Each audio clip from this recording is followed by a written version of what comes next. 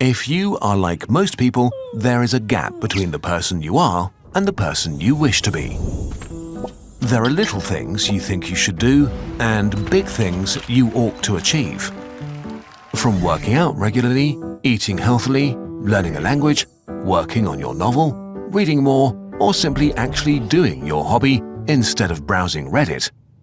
But it sometimes feels that to achieve your goals, you have to become a different person. Someone who is consistent, puts in more effort, has discipline and willpower. Maybe you've tried your hardest to be like that, and it worked for a while, until you find yourself slipping back into your old ways. In the end, you always seem to fail, and with every failed attempt, you become more and more frustrated and annoyed with yourself. If you believe success and hustle internet, it's all your own fault. If you don't succeed, you just didn't want it enough and the failure is all you. But change is actually hard, and as with most things in life, understanding why makes things easier. Imagine your brain as a lush and dense jungle. Moving through it, say to make a decision to do something, is like moving through an actual jungle. It's hard and it costs energy. Your brain hates expending energy, so it came up with a trick. All your actions and behaviors leave paths in the jungle of your brain. As you start doing something, you trample down some plants and make rough, improvised trails through the undergrowth. The more often you do the thing, the more pronounced the trail becomes. Over time, it turns into a path that is easier to tread, so you take it more often, and it turns into a street. As you repeat doing the thing over and over for years, the street turns into a highway. Traversing it becomes effortless, familiar, and comfortable. The more pronounced your brain highways, the more you get used to their comfort. So we continue to use them, which means we tend to do what we've always done. This is why change is hard, especially as an adult when your jungle is crisscrossed by lots of established streets and highways. To understand how those highways are built, we need to distinguish between two things: routines and habits. The things you do, routines and habits. A routine is a sequence of actions that you carry out the same way every time because they've worked out well for you. For example, you get the same ingredients for your favorite dish and cook them in a certain order because you like the taste of the result. Or before going to bed, you set an alarm at 6:30 because this is when you want to get up. Imagine routines as being executed by a wise planner. It's slow and analytical, responsible for strategizing and mental calculations. The planner is aware of the future and carefully considers what kinds of result you want. Based on that, it chooses actions to achieve specific outcomes, even if they are uncomfortable, like taking a shower after getting up. Routines can eventually turn into habits, which feel much easier because they're basically a sequence of actions carried out without thinking about them. You've done them so often before that your brain considers them rewarding and a great response to a situation. So a habit can feel like you're on autopilot. You don't have to convince yourself to do something that's a habit, you just do it. The important thing about habits is that they are set in motion by triggers, context cues that can be single things or entire situations that give your brain the signal to start the behavior or action. You already have a lot of triggers in your life, like when you see your phone. You almost always unlock the screen. Or you reach for the seatbelt when you sit in a car. Or when you buy your coffee before work, you also get a cookie even though you aren't actually hungry. Habits are executed by an impulsive toddler. It responds to your immediate desires based on what's around you, without considering any longer-term goals. For the toddler, the future doesn't exist and it hates hard work. So when it notices a trigger, it steers you to take this easy road inside your brain that leads to a familiar, rewarding result. If you get coffee, the toddler also wants the cookie just because that's what you do every morning. This rewarding feeling is also how most of your bad habits started. Chocolate is tasty, browsing Reddit is occasionally mildly entertaining. This is why you repeat these actions, even if they're bad for you. Rewarding feelings associated with an action demand to be repeated and so a bad habit is born. While the toddler sounds like a built-in sabotage mechanism, it is as important as the wise planner, and actually they work together most of the time.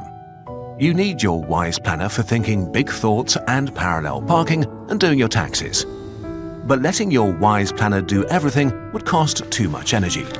Outsourcing mundane and repetitive tasks to habits managed by the toddler allows your brain to easily manage your daily life while dealing with more complex mental challenges at the same time.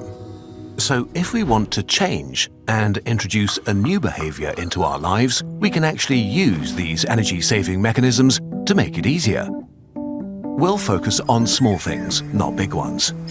Improving your life a little is so much better than aiming high and changing nothing, especially because small changes can do a lot over months and years. How to build a habit. If you want to make change easier, the best way may not be to force it with willpower, but to convince your brain that it's not that big of a deal, by creating new routines and then turning them into habits. You want your wise planner to construct that first trail and then use your toddler to help initiate the action effortlessly. Let's say you want to work out to be fitter, a very common goal. The first thing to do is to break down this pretty vague goal into clear, separate actions, because the idea is to make the action itself as easy a threshold as possible. So small it's manageable, and so specific that you don't have to think about it a lot.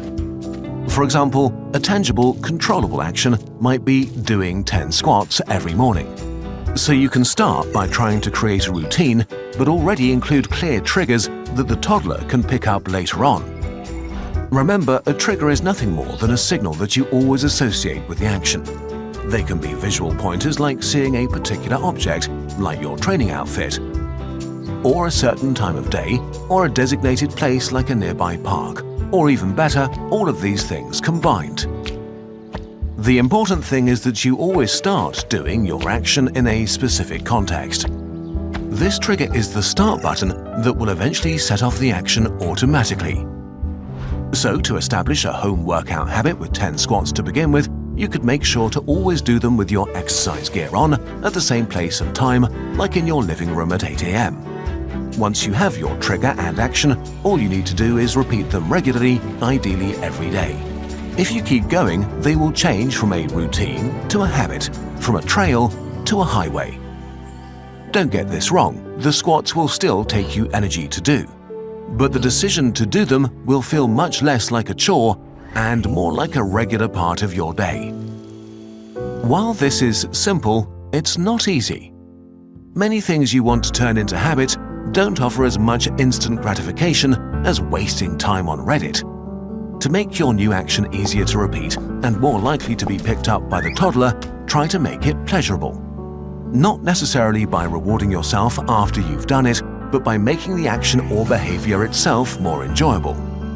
Like only listening to your favorite podcast while working out, or chipping away at your taxes while you wait for civilization to load the next round. You need to figure out what works for you. In principle, that's it. Frustratingly simple, like most things you can do to make your life better. How long it takes for your toddler to take over and establish a habit varies widely. It depends on the behavior you're trying to get used to, what kind of person you are, your stress levels, and many more things. It takes anything between 15 and 250 days until a new habit is kicked off automatically by its trigger. You won't know how long it will take for you. Starting is the easy part, especially in the first week or two. Continuing to do it every day is the hard part, but it does get easier as you keep going. There are no silver bullets for change, but the science of habits is a reminder that it is possible no matter how old or young you are. Even if you only end up doing a little more good stuff or a few new things, that's still a success. Being a little bit more healthy or knowledgeable is 1,000,000 times better than being unhappy about a thing and changing nothing. In the end, change is a direction, not a destination. Time makes sense in small pieces. But when you look at huge stretches of time, it's almost impossible to wrap your head around things. So, let's start small with minutes, hours, days. You probably spent the last 24 hours mostly sleeping and working with some coffee in there somewhere. Please watch less TV. Now let's look at 2013. Relatively unnoticed, Hitler's bodyguard died at the age of 96, while in June, Edward Snowden started the NSA scandal. Moving back a bit, the 21st century is still pretty young and largely shaped by the attacks on 9/11 that ultimately led to the Third Iraq War. Oh, and Facebook and smartphones took over our lives. But we're just getting started. Let's back up further. The 20th century has seen its share of conflicts too. After 2 devastating world wars, the Cold War lasted for almost the whole second half of it. An average human lifespan covers most of this stuff, as well as the birth of the internet and the beginning of the information age. The oldest living person on Earth is currently Misao Okawa, who was born in 1898, which means that her birth was closer to Napoleon ruling Europe than to the current day. The last 500 years of human history brought enormous changes to our lifestyles. Industrialization gave rise to new ideas like communism. Farmers became workers, and knowledge became easier to distribute. The theory of evolution changed how we saw ourselves and the world we live in, all in a few hundred years. The 15th century was very eventful. Columbus's discovery of America and the fall of Constantinople marked the end of the Middle Ages. People in the Middle Ages were super into war over territory and religion, but the Black Plague was far more efficient than war, killing every third European in 6 years. Arriving in the Common Era, let's take a look where we came from. Our current century is tiny, and 2013 is barely visible. This is recorded human history. The pyramids were constructed 4,500 years ago. The peak of the Roman Empire was 2,000 years ago. So, to the Romans, the pyramids were as old as the Romans are to us today. History starts with writing. But what happened before that? About 12,000 years ago, the agricultural revolution took place. Mankind began farming, which gave rise to the existence of cities and larger communities. The dominance of the human species over planet Earth really started here. 90,000 years ago, Neanderthals and humans coexist in Europe. Fun fact, this is roughly the time period a modern spacecraft would need to reach the nearest star. Homo sapiens, the modern human, evolved 200,000 years ago. Looking at all of human history, what we call AD seems pretty small, doesn't it? 6 million years ago, our ancestors and the modern chimpanzee shared a common ancestor for the last time. And for 2.75 million years, stone tools were all the rage. A mere 65 million years ago, the age of the dinosaurs ended in an enormous explosion, which paved the way for the rise of mammals. But the dinosaurs ruled the Earth for an incredibly long time, over 165 million years. That's so long that it means a T-Rex that lived 65 million years ago is closer to seeing a live Miley Cyrus concert than to seeing a live Stegosaurus. Animal life on this planet started 600 million years ago. The earliest animals were fish and other small, simple sea creatures. Then came insects, then reptiles, and finally, around 200 million years ago, mammals joined the party. Life itself began much farther back, 3.6 billion years ago. Before any animals appeared, there were 2.4 billion years when life consisted only of tiny microbes, countless single-cell bacteria. For 3 billion years, all life on Earth was invisible to the naked eye. It's hard to understand how single-celled organisms could develop into complex life forms like fish or sloths. The answer is time. A whole lot of time. 2.4 billion years is a lot of time to work with. 4.6 billion years ago, the Sun was born from the remnants of a giant explosion. 60 million years later, Earth formed.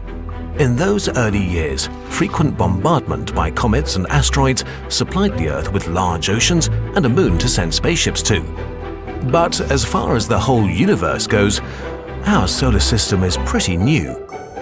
13.75 billion years ago, the universe was born, and 600 million years later, our own galaxy formed from billions of stars. But what was before the Big Bang? The truth is, we don't know that yet, and maybe we never will. But we gave it some colors, so at least we have that. And there you have it, the past. Now let's take a look at what we know about the future. In roughly 1 billion years, the Sun will be so hot that life on Earth becomes impossible.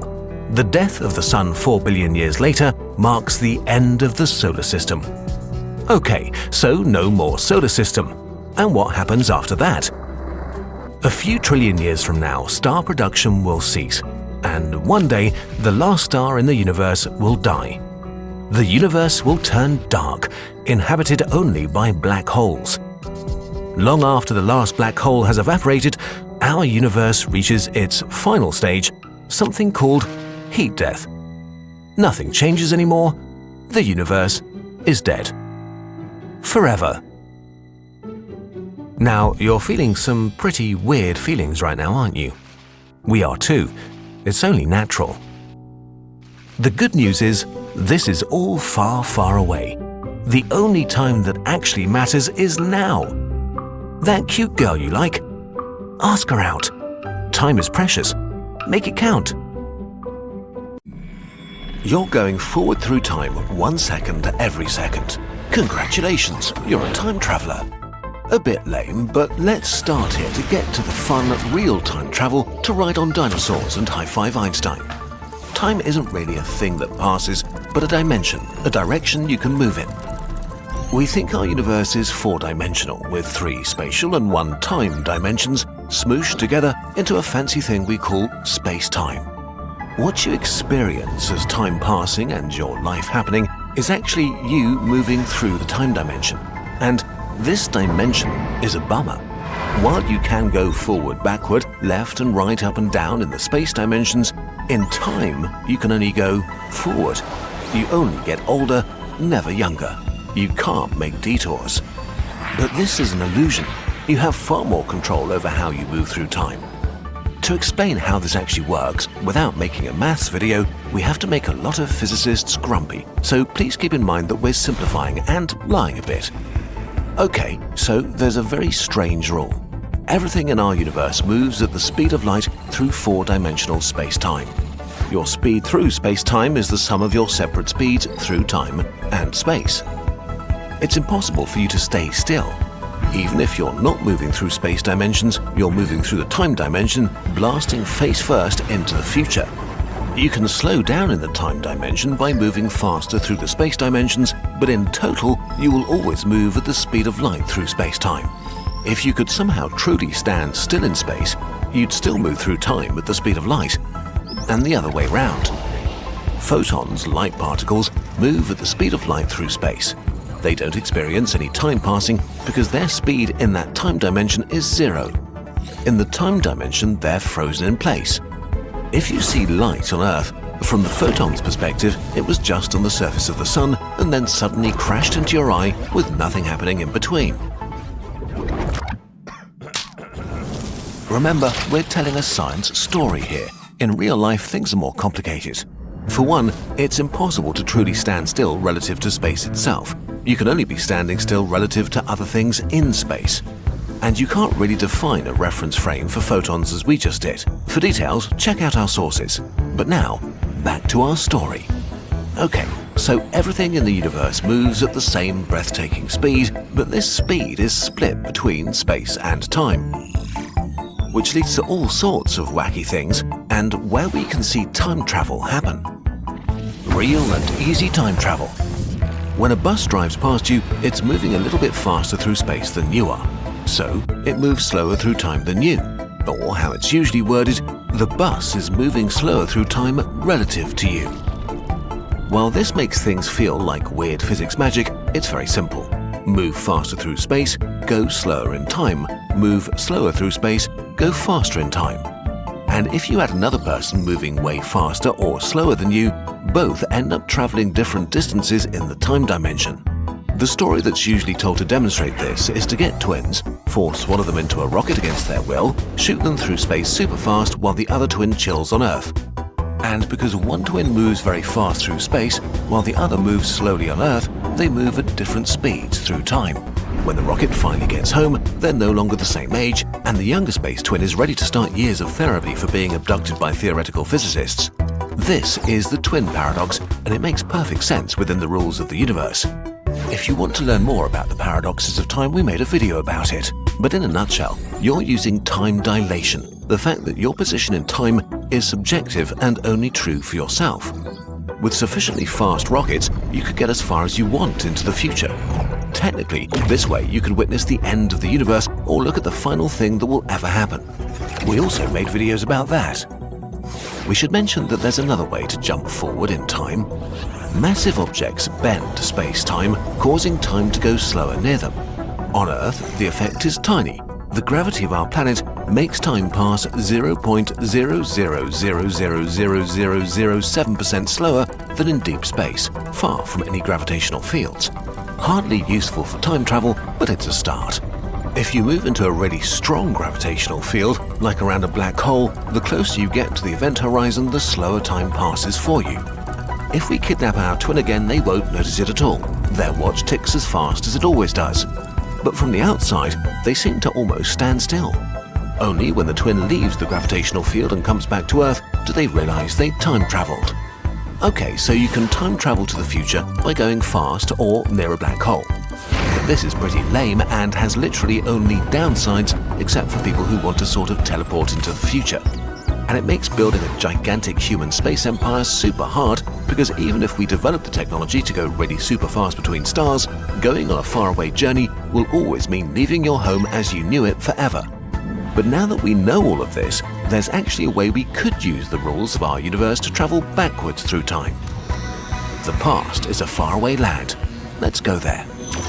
So you always move through space-time at the speed of light. If you go fast through the space dimension, you slow down in the time dimension. And here we find an actual opening for backwards time travel. The theory of relativity, which may be the most solid scientific theory we know, does not forbid faster-than-light motion through space. If you move through the space dimension faster than the speed of light, superluminal, you need to move through the time dimension with negative speed. That means you go backwards through time relative to the rest of the universe into the past. Actually, scientists have been looking for superluminal particles and given them a name: tachyons. They could exist and would have wild properties like getting faster when they lose energy and, of course, traveling backwards in time. Finally, real time travel. Just like with photons, it isn't really possible to clearly define how time passes for tachyons themselves.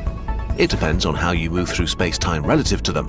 But now, for the first time, some observers could actually see tachyons literally traveling backwards in time, which means they could be used to directly interact with the past. In theory, you could use them to send messages to your past self and change all sorts of things that have already happened. Maybe with some tachyon-powered sci-fi future tech, you could see a star die before it was born, meet your great-grandparents, prevent your past self from making that one dumb mistake, win the lottery, or get eaten by dinosaurs, and create juicy time paradoxes that also kind of break the universe. Oh, what's that? Right. It seems there are things in our universe that are impossible to mix.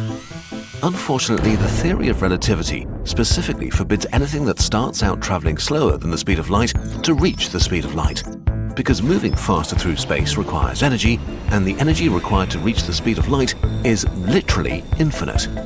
Even if you could gather all the energy of the universe, you couldn't accelerate a grain of sand to the speed of light. You can get as close as you like, but you can never reach it. It is possible to move at the speed of light as photons do, but they always move at the speed of light. If you move superluminally, you will always move superluminally. And sadly, so far, we don't have the tiniest bit of evidence that tachyons exist. While they work on paper, most scientists think they're not real. So for now, it seems that time travel into the past is strictly impossible, no matter how hard we try. The past is a faraway land, and while we can look at it in pictures and movies and our memories, it's locked away, forever outside of our reach. While this is sad, it leaves you with the most important time there is, right now, the moment where you actually exist, and a future that's yours to forge. If you want, you could even time travel to it. You were on your way home when you died. It was a car accident. Nothing particularly remarkable, but fatal nonetheless. It was a painless death. The medics tried their best to save you, but to no avail. Your body was so utterly shattered, you were better off, trust me. And that's when you met me. What happened? Where am I? You died, I said, matter-of-factly. No point in mincing words. There was a truck, and it was skidding. Yes. I died. Yes. But don't feel bad about it. Everyone dies. You looked around. There was nothingness. Just you and me. What is this place? Is this the afterlife? More or less. Are you God? Yes, I'm God. My kids? My wife? What about them? Will they be all right? That's what I like to see, I said. You just died and your main concern is for your family. That's good stuff right there. You looked at me with fascination. To you, I didn't look like God. I just looked like some man or possibly a woman. Some vague authority figure, maybe. Don't worry, I said. They'll be fine.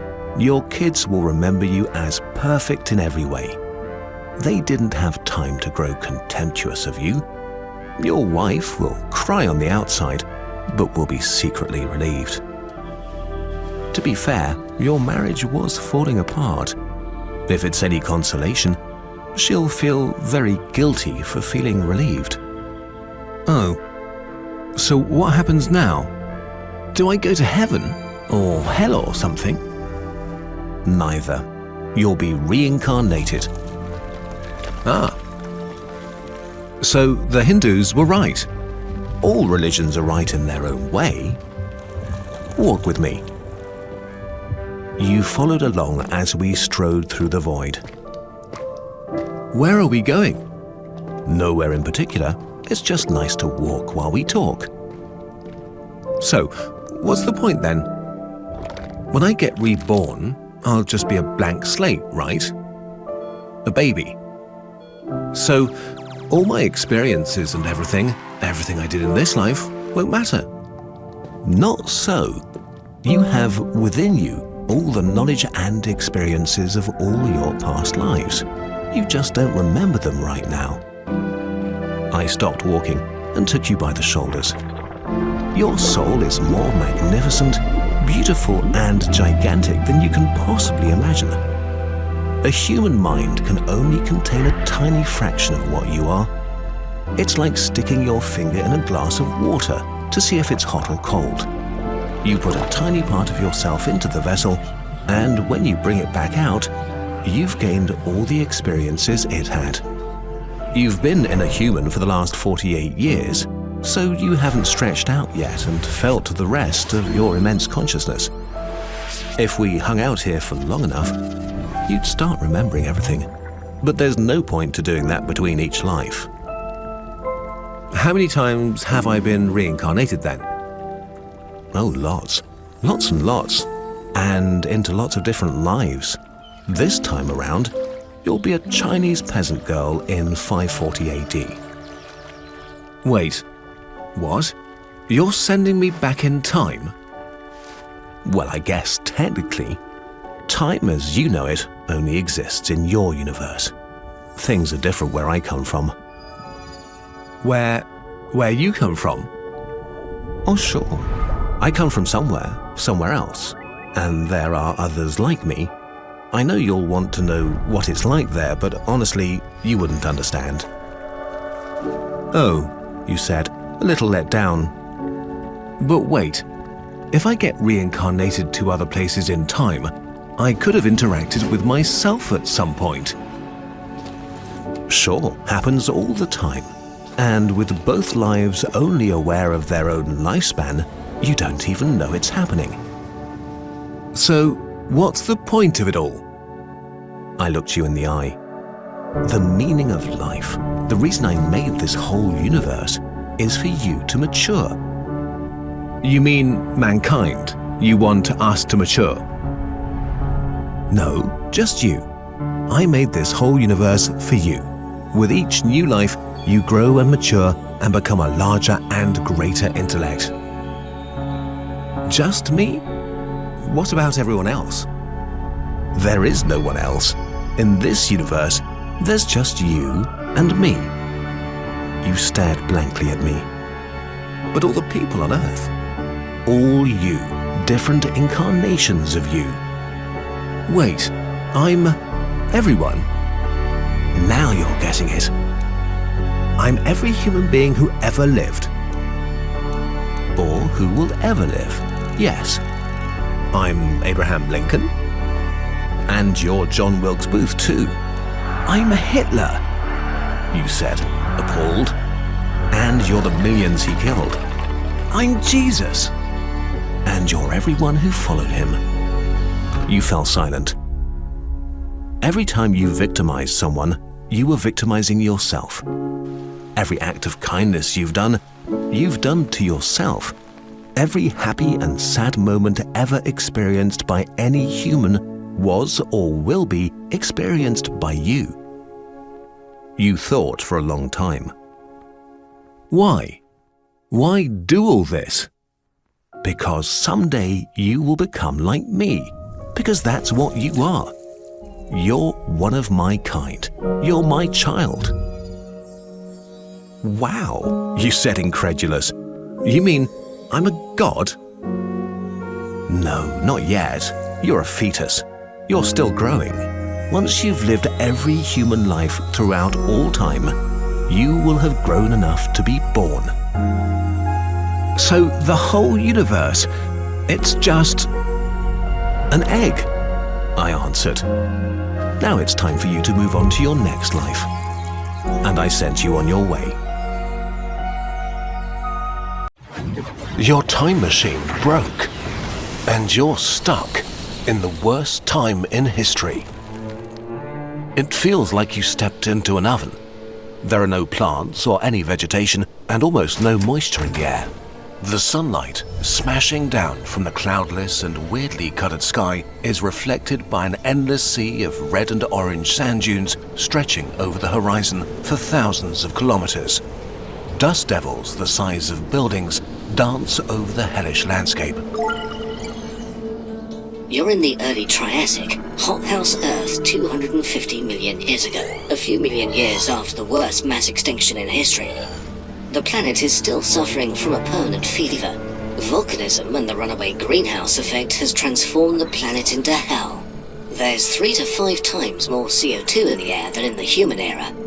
The formation of the massive supercontinent Pangaea led to the largest desert in history that barely sees any rain. The gigantic ocean is warm, even deep below. 2 superheated currents circulate around the globe, pumping extreme amounts of heat and moisture into the atmosphere. There's no ice, even at the poles. Seems like you're stuck in the center of the desert, isolated by endless ancient landmasses. One of the most hostile environments Earth has ever produced. The deserts we know are still full of life, but not this one. Its core is starved of moisture and the air is bone dry. Your skin dries out immediately and your lips begin to crack. The CO2-rich air is easily 50 degrees Celsius and sears your lungs with every labored breath. The rubber soles of your boots begin to melt. If you touch the ground, you'll get burns. Your sweat evaporates before it could cool you, and your exposed skin begins to crack within minutes. Suddenly, it becomes even hotter as a red sandstorm envelops the landscape. Like thousands of tiny sparks, burning hot sand hits your skin. You're pressing your machine's buttons at random. It can't do time travel, but it can still move. You shoot over some of the mightiest mountains Earth has ever seen. Eventually, You stop at the shores of the Tethys Sea. The vast shallow ocean looks more like a swamp among scattered groups of waist-high ferns and spindly stems with tufted foliage. A few Lystrosaurus feeding on them eye you curiously. The water is murky and looks sickly and milky. Colourful mats of bacteria float on the surface like oil slicks. The air is hot and humid like a steam room. It's hard to breathe and your sweat can't evaporate and cool you. Even the water can't give you any relief. It's as hot as a freshly run bathtub. This hot ocean can't hold much oxygen, especially in deeper layers. Bacteria and bivalves are the only species that thrive here. The waves move almost sluggishly through this thick bacterial soup. When they break, they leave behind a glistening iridescent film. Each wave that hits the shore releases a mist that makes your eyes and throat burn, carrying the rotten egg stench of hydrogen sulfide up from the oxygen-starved depths. Barely conscious from the heat and smell and CO2, you look at the horizon. A storm is building unlike any you've ever seen. The hot ocean feeds it endless energy, and with no continents to slow it down, it will dwarf the fiercest hurricanes of your time. You're doomed. Your broken time machine jolts and screeches. Something's happening.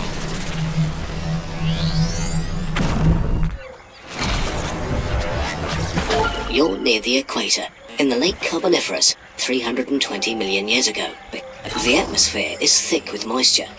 The climate is locked in a never-ending wet super summer without any other seasons. Colliding continents are covered by the largest swamps the planet will ever see. A paradise for plants growing faster than their dead biomass can decompose. The ground beneath is a warm, soggy mass of decaying vegetation. What will be an endless desert in 70 million years is now an endless alien jungle. A huge variety of life is thriving in this period. From your perspective, this is not that great. You're lost in a maze of giant tree-like plants towering over a twisted undergrowth of giant ferns and endless varieties of bizarre and unfamiliar vegetation. The thick, humid air smells of sweet decay, but breathing makes you dizzy. Your vision seems too sharp, your thoughts slightly frantic. The dense plant cover has supercharged the atmosphere with oxygen, 60% higher than in the human era, and your body is trying to cope. Which is great for the dominant land animals which have conquered every niche of this majestic garden. Bugs. You're stuck in the golden age of arthropods. In this oxygen-rich world, they have evolved to sizes that will never be possible again. They are innumerable and everywhere. Armored cat-sized megarachni crash through the undergrowth, hunting a swarm of panicked rochoids that scatter in all directions. Above you, a griffin fly with wings spanning nearly a meter and beating like helicopter blades catches a Paleodictyoptera mid-flight. You stumble through the bushes filled with countless crawling creatures as an arthroplura the length of a car picks its way through the ferns, moving countless legs in hypnotic waves. You reach a swampy clearing and stumble into the shallow water, dizzy and terrified as a Pulmonoscorpius rips apart its prey, eyeing you with some interest. Here in the clearing, you can see the sky above the canopy glow shrieking red, intensifying at an alarming pace. The extreme humidity here creates sudden, violent thunderstorms, and the oxygen-rich atmosphere makes everything dangerously flammable. Even the wet vegetation can burst into explosive flame with the slightest spark. Why do all of your trips end in a storm? Well, at least it will take all the creatures that want to eat you with it. Your broken time machine jolts back to life. The world is folding in on itself. You've woken up in the early Devonian, 400 million years ago. Most of the planet is covered in shallow seas, while the land is mostly rocky plains and mountains broken by braided rivers and mudflats. Earth is in a state of transition. For about 100 million years, life has begun to break down rocks into soil, a soft layer that enables plants to grow and life thrive. The ozone layer is slowly building up, fed by organisms releasing gases. Recently, this process has been speeding up. The land is turning from toxic to semi-habitable. The sky looks wrong somehow. The sun blazes harsh and white, barely filtered by the unfamiliar atmosphere. The air feels thin, with only 15% oxygen compared to today's 21%. Each breath feels shallow and unsatisfying. You're on the verge of passing out and can only move slowly. At least it's currently moderately warm and not stormy. But it's what dominates these lands that makes this world truly alien. Reaching up to 8 meters into the sky are massive obelisks of fungal prototaxites. As you walk closer, you notice spores catching the sunlight, drifting through the air like tiny stars. Your movement disturbs more of them, creating clouds suspended in the thin atmosphere. They coat your skin with a fine, powdery, itchy film. You try not to think about how many you're inhaling with every breath in this oxygen-poor air. The ground feels nothing like soil. It's mostly rock, partly covered by a thin, slightly springy layer of decomposing matter. Some shallow water pools reflect the pale alien sky above. Between the fungal towers, there's a carpet of smaller fungi and a few alien-like primitive plants. No flowers, no leaves, just strange green stalks and fern-like structures that reach your ankles. Around you, the fungal towers rise like pale pillars. Their surfaces neither smooth nor rough, but something in between. They're neither wet nor dry, slightly yielding under your touch. Small patches of what might be lichen create splashes of muted greens and yellows on their surfaces. The only animals you can spot are a few insects burrowing into the large mushrooms. Everything is eerily quiet. You sit down on a rock. Is this it? As the night approaches, the pale sky shifts into sickly purples and greys, bleeding into the darkness. No animal sounds announce the coming night. Just the solemn whisper of the prototaxites creaking in the wind.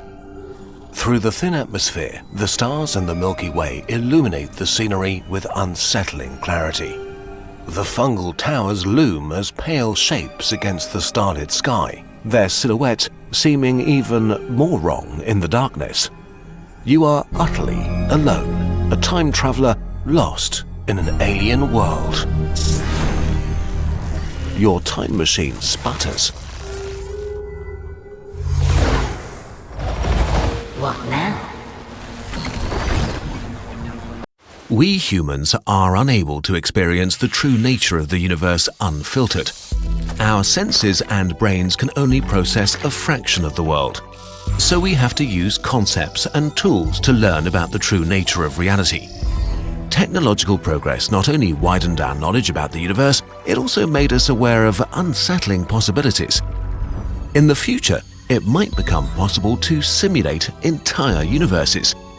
But if this is an option, how can we know that it's not already happened? What if we are not creators, but creations? Is it possible that we are not real and we don't even know it? If our current understanding of physics is correct, then it's impossible to simulate the whole universe with its trillions and trillions of things. But we don't actually need to anyway. We only need enough universe to fool the inhabitants of our simulation into thinking that they're real. Who needs billions of galaxies? We only need the space our subjects are allowed to explore. The vast universe could just be a flat projection, and they would have no way to know. What about small things like cells or bacteria? We don't really need them. When you use a microscope, what you see could be instantly created. Same with atoms. The chair you're sitting on right now does not need to be simulated with quadrillions of atoms. We just need the outermost layer of it. It might be empty inside until you decide to break it open. Your body might feel like it's filled with bubbly things, but it might be empty until you open it. The minimum requirement for our simulation is only the consciousness of our virtual humans. Our subjects just need to think the simulation is real. Okay, so are we being simulated? Well, maybe, but there are a few conditions that need to be met. Obviously, we have no authority over this topic, so please take everything we say with a grain of salt. Based on a modified version of the original simulation argument by Nick Bostrom, we have 5 assumptions for you. If they're true, you, dear viewer, are living in a simulation. Assumption 1. It's possible to simulate consciousness. Nobody knows what consciousness is. For the sake of argument, let's assume that you could generate consciousness by simulating a brain. Brains are pretty complex. If you count every interaction between synapses as one operation, your brain runs at about 10 to the power of 17, or 100 million billion operations per second. Let's generously assume we need 10 to the power of 20 operations to simulate 1 second of human consciousness. But we don't want to simulate just one human, we want to simulate all of human history at once so we can skip around. Let's say we want to simulate 200 billion humans with an average lifespan of 50 years. 1 year has 30 million seconds, times 50 years, times 200 billion humans, times 10 to the power of 20 operations. So we need a computer able to handle 1,000,000 trillion operations per second. More operations than there are stars in the observable universe. A computer like this is just impossible. Except maybe it isn't. Assumption 2. Technological progress will not stop anytime soon. If we assume that technological progress continues in a similar fashion as it has so far, then there might be galaxy-spanning civilizations with unlimited computer power at some point. Beings on a technology level so advanced that we could barely distinguish them from gods. A computer that can handle 1,000,000 trillion operations is serious business, but there are actually concepts for computers which could handle this. The Matryoshka brain is a theoretical megastructure made up of billions of parts orbiting a star feeding on its radiation. A computer of this scale would have enough power to simulate many thousands, if not millions, of humanities at the same time. Other technologies, like high-end future quantum computers, might lower the size drastically, so it might be possible to do this with a structure the size of a large city, or even smaller. But only if there's still someone around to build the computer. Assumption 3. Advanced civilizations don't destroy themselves. If there is a point at which all civilizations destroy themselves, this whole discussion ends here. Looking into space, you'd expect a universe filled with millions of alien civilizations, but we see nobody. The reason for this might be great filters. Great filters are barriers life has to overcome, like nuclear war, asteroids, climate change, or a black hole generator. If life is inherently self-destructive, then there are no simulations. We explain this in more detail in our Fermi paradox video. Assumption 4. Super-advanced civilizations want to run simulations. When we speak of post-human civilizations, we don't know what we're dealing with. To think we know what beings as powerful as gods want is pretty arrogant. Imagine the smartest ant on Earth living next to an amusement park. It's curious about what humans are up to, so you try to explain. Unfortunately, the ant just doesn't understand. The concept of roller coasters and standing in lines and holidays and fun doesn't make sense to an ant living an ant life. It's the same with us and a post-human being. Compared to them, we are ants. Running simulations for fun or science might be an absurdly stupid idea to them. But if they do want to run simulations for whatever reasons, and assumptions 1 to 3 are true too, then the chances are not zero that you are living inside a simulation. Assumption 5. If there are a lot of simulations, you are probably inside a simulation. If there are simulated civilizations, it's likely that there are a lot of them. After all, we assume that post-human beings have access to practically unlimited computing power. So if they run simulations, it would be convenient to run millions or even billions of them. If there are billions of simulated universes, there are probably trillions and trillions of simulated conscious beings, which would mean that the vast majority of all conscious beings that will ever have existed are simulated. So for every conscious being made of flesh, 1 billion simulated ones exist.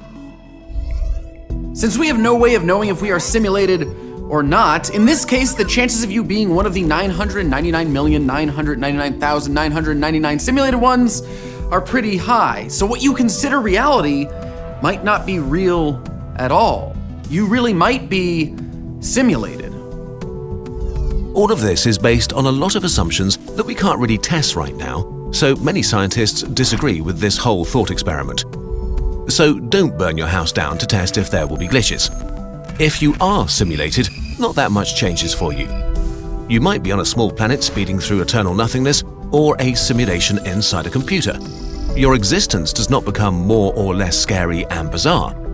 All we can hope to do is try to live good lives and have a good time. And hope that if we actually are simulations in a supercomputer, nobody trips over the power cable. The simple questions are the hardest ones to answer. What is a thing? Why do things happen? And why do they happen the way they do? Let's try to approach this step by step. What are you made of? You are matter, which is made of molecules, which are made of atoms, and those are made of elementary particles. But if elementary particles are the smallest things that exist, what are they made of? To answer a simple question, let's start simply. Let's wipe the universe clean. Away with matter, antimatter, radiation, particles, anything. Now let's take a closer look at absolutely nothing. What is empty space? Is it what we call a vacuum? There are no atoms, no matter, nothing. Is it really all that empty? Nothing gives us the building blocks for everything. In a sense, empty space is a lot like a vast, calm ocean. While the water is very still when nothing is happening, a stiff breeze can create some serious waves. Our universe works a lot like this. There are these oceans everywhere. Physicists call them fields. This might be strange and new, but think about radiation, for example. By exciting what's known as the electromagnetic field, a little kink is created, which is the particle we call the photon, the particle that carries radiation. We perceive it as light. This isn't unique to light. Every particle in the universe is made this way. There are fields for every particle of matter, all with their own rules. For example, along with the electromagnetic field, there is an electron field everywhere in the universe, and little kinks in that field are electrons. Altogether, the fields of our universe can produce 17 particles, which can be divided into 3 categories: the leptons, and the quarks, and the bosons. Leptons consist of the electron as well as its cousins muon and tau particles. Each has an associated neutrino. Then there are quarks. The quarks are the nuclear family of particles. They're always found bound together in groups and pairs and make up protons and neutrons, which make up the nuclei of atoms. Together, the leptons and quarks are the matter particles. They make up all the things you see: the air you breathe, the sun that warms you, the computer you're using right now to distract yourself from the stuff you should be doing. But things don't just exist, they also do stuff. In some philosophical sense, the properties of a thing are just as much a part of it as existence itself. This is where the bosons and the fields that make them come into play. While the quarks and leptons are made by matter fields, the bosons are made by force fields. We call a rule of the universe a force, and so far 4 fundamental forces have been discovered: electromagnetism, gravity, and the strong and weak nuclear forces. These forces are the rulebook of a game where the pieces are particles and the game is the universe. They tell particles what they can do and how they can do it. Bishops move diagonally, massless particles move at the speed of light, knights can jump, gravity attracts. The forces are the rules for how particles interact, which ultimately make them the rules for how particles assemble into all the big things we see in the universe. Gravity isn't just the rule for orbits around the sun or apples falling from trees. As a rule, it says matter attracts, which builds planets and stars. Electromagnetism isn't just a rule for magnets attracting or repelling, or electric currents in light bulbs. It governs all atomic bonds, building every molecule. Together, forces and particles are sort of like the tinker toys of existence. The bosons are like messengers, passed between, you could say, connecting the matter particles, which they use to tell each other how to move. Each particle uses a certain set of the forces to interact with other particles. Quarks, for example, can interact with each other with electromagnetism and the strong nuclear force, but electrons don't use the strong force, just electromagnetism. The quarks exchange strong force bosons, communicating the strong nuclear attraction to each other, while the protons they build exchange particles of electromagnetism, photons, with the electrons. Thus, the quarks end up locked up in nuclei while the electrons remain attached by their electric attraction, building atoms.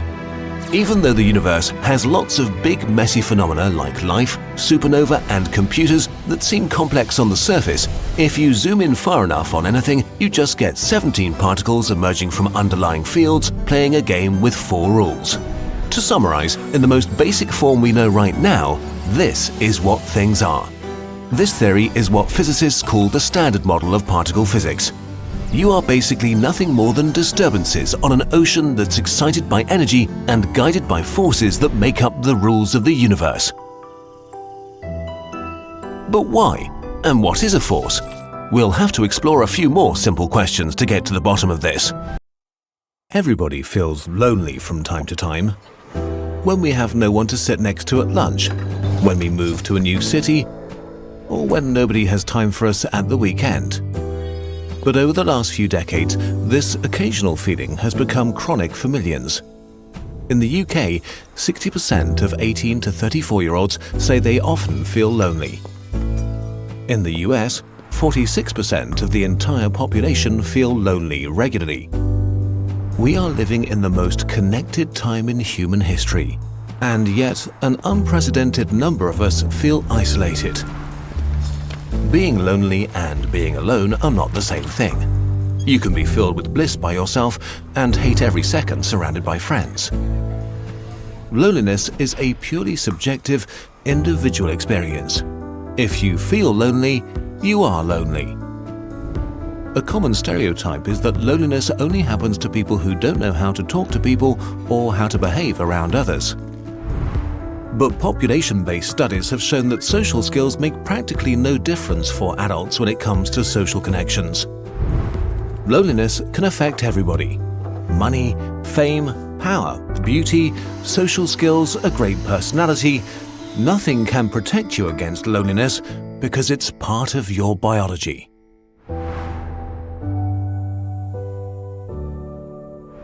Loneliness is a bodily function, like hunger. Hunger makes you pay attention to your physical needs. Loneliness makes you pay attention to your social needs. Your body cares about your social needs because millions of years ago it was a great indicator of how likely you were to survive. Natural selection rewarded our ancestors for collaboration and for forming connections with each other. Our brains grew and became more and more fine-tuned to recognize what others thought and felt and to form and sustain social bonds. Being social became part of our biology. You were born into groups of 50 to 150 people, which you usually stayed with for the rest of your life.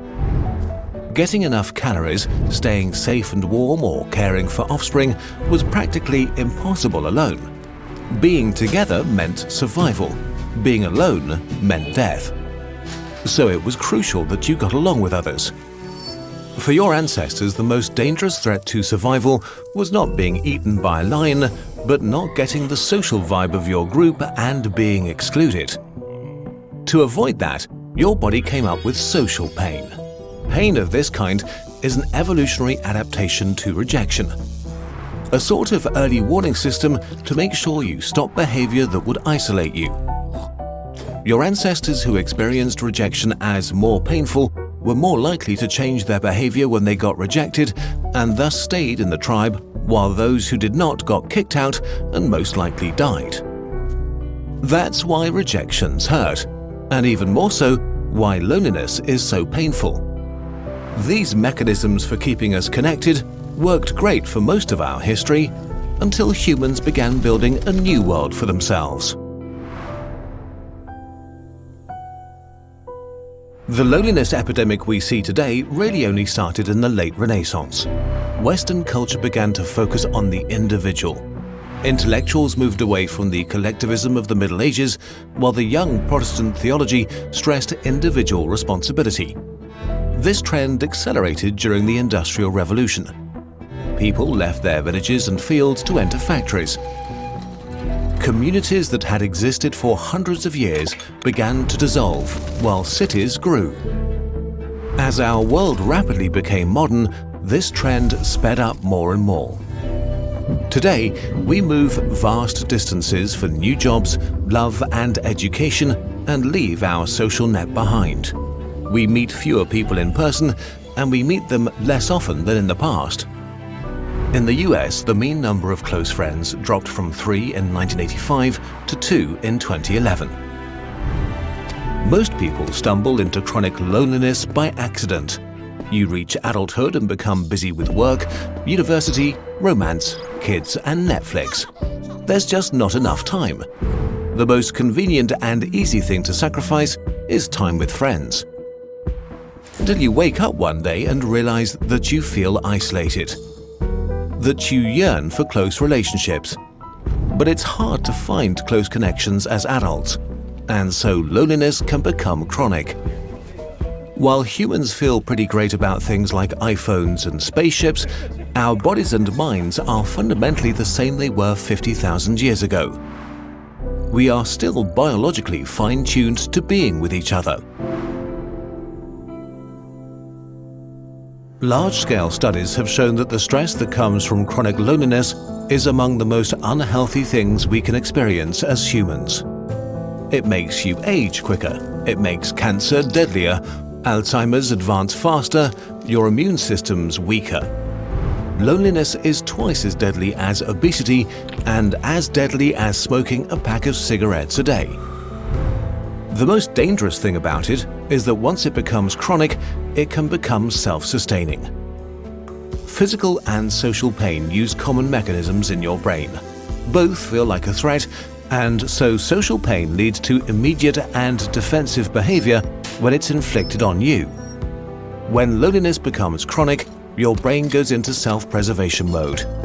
It starts to see danger and hostility everywhere. But that's not all.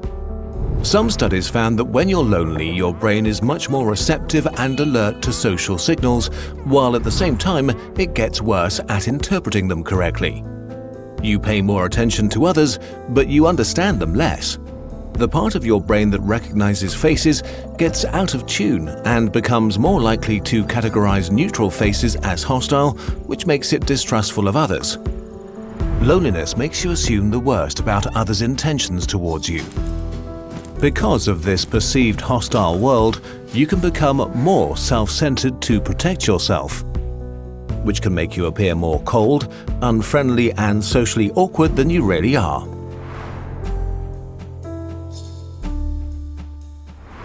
If loneliness has become a strong presence in your life, the first thing you can do is to try to recognize the vicious cycle you may be trapped in. It usually goes something like this.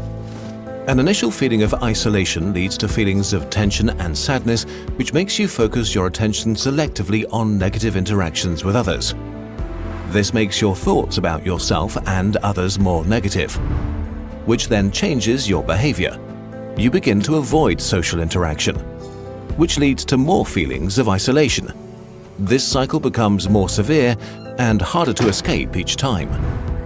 Loneliness makes you sit far away from others in class, not answer the phone when friends call, decline invitations until the invitations stop.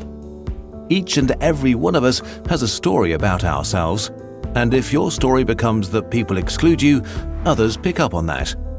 And so the outside world can become the way you feel about it. This is often a slow creeping process that takes years and can end in depression and a mental state that prevents connections even if you yearn for them. The first thing you can do to escape it is to accept that loneliness is a totally normal feeling and nothing to be ashamed of.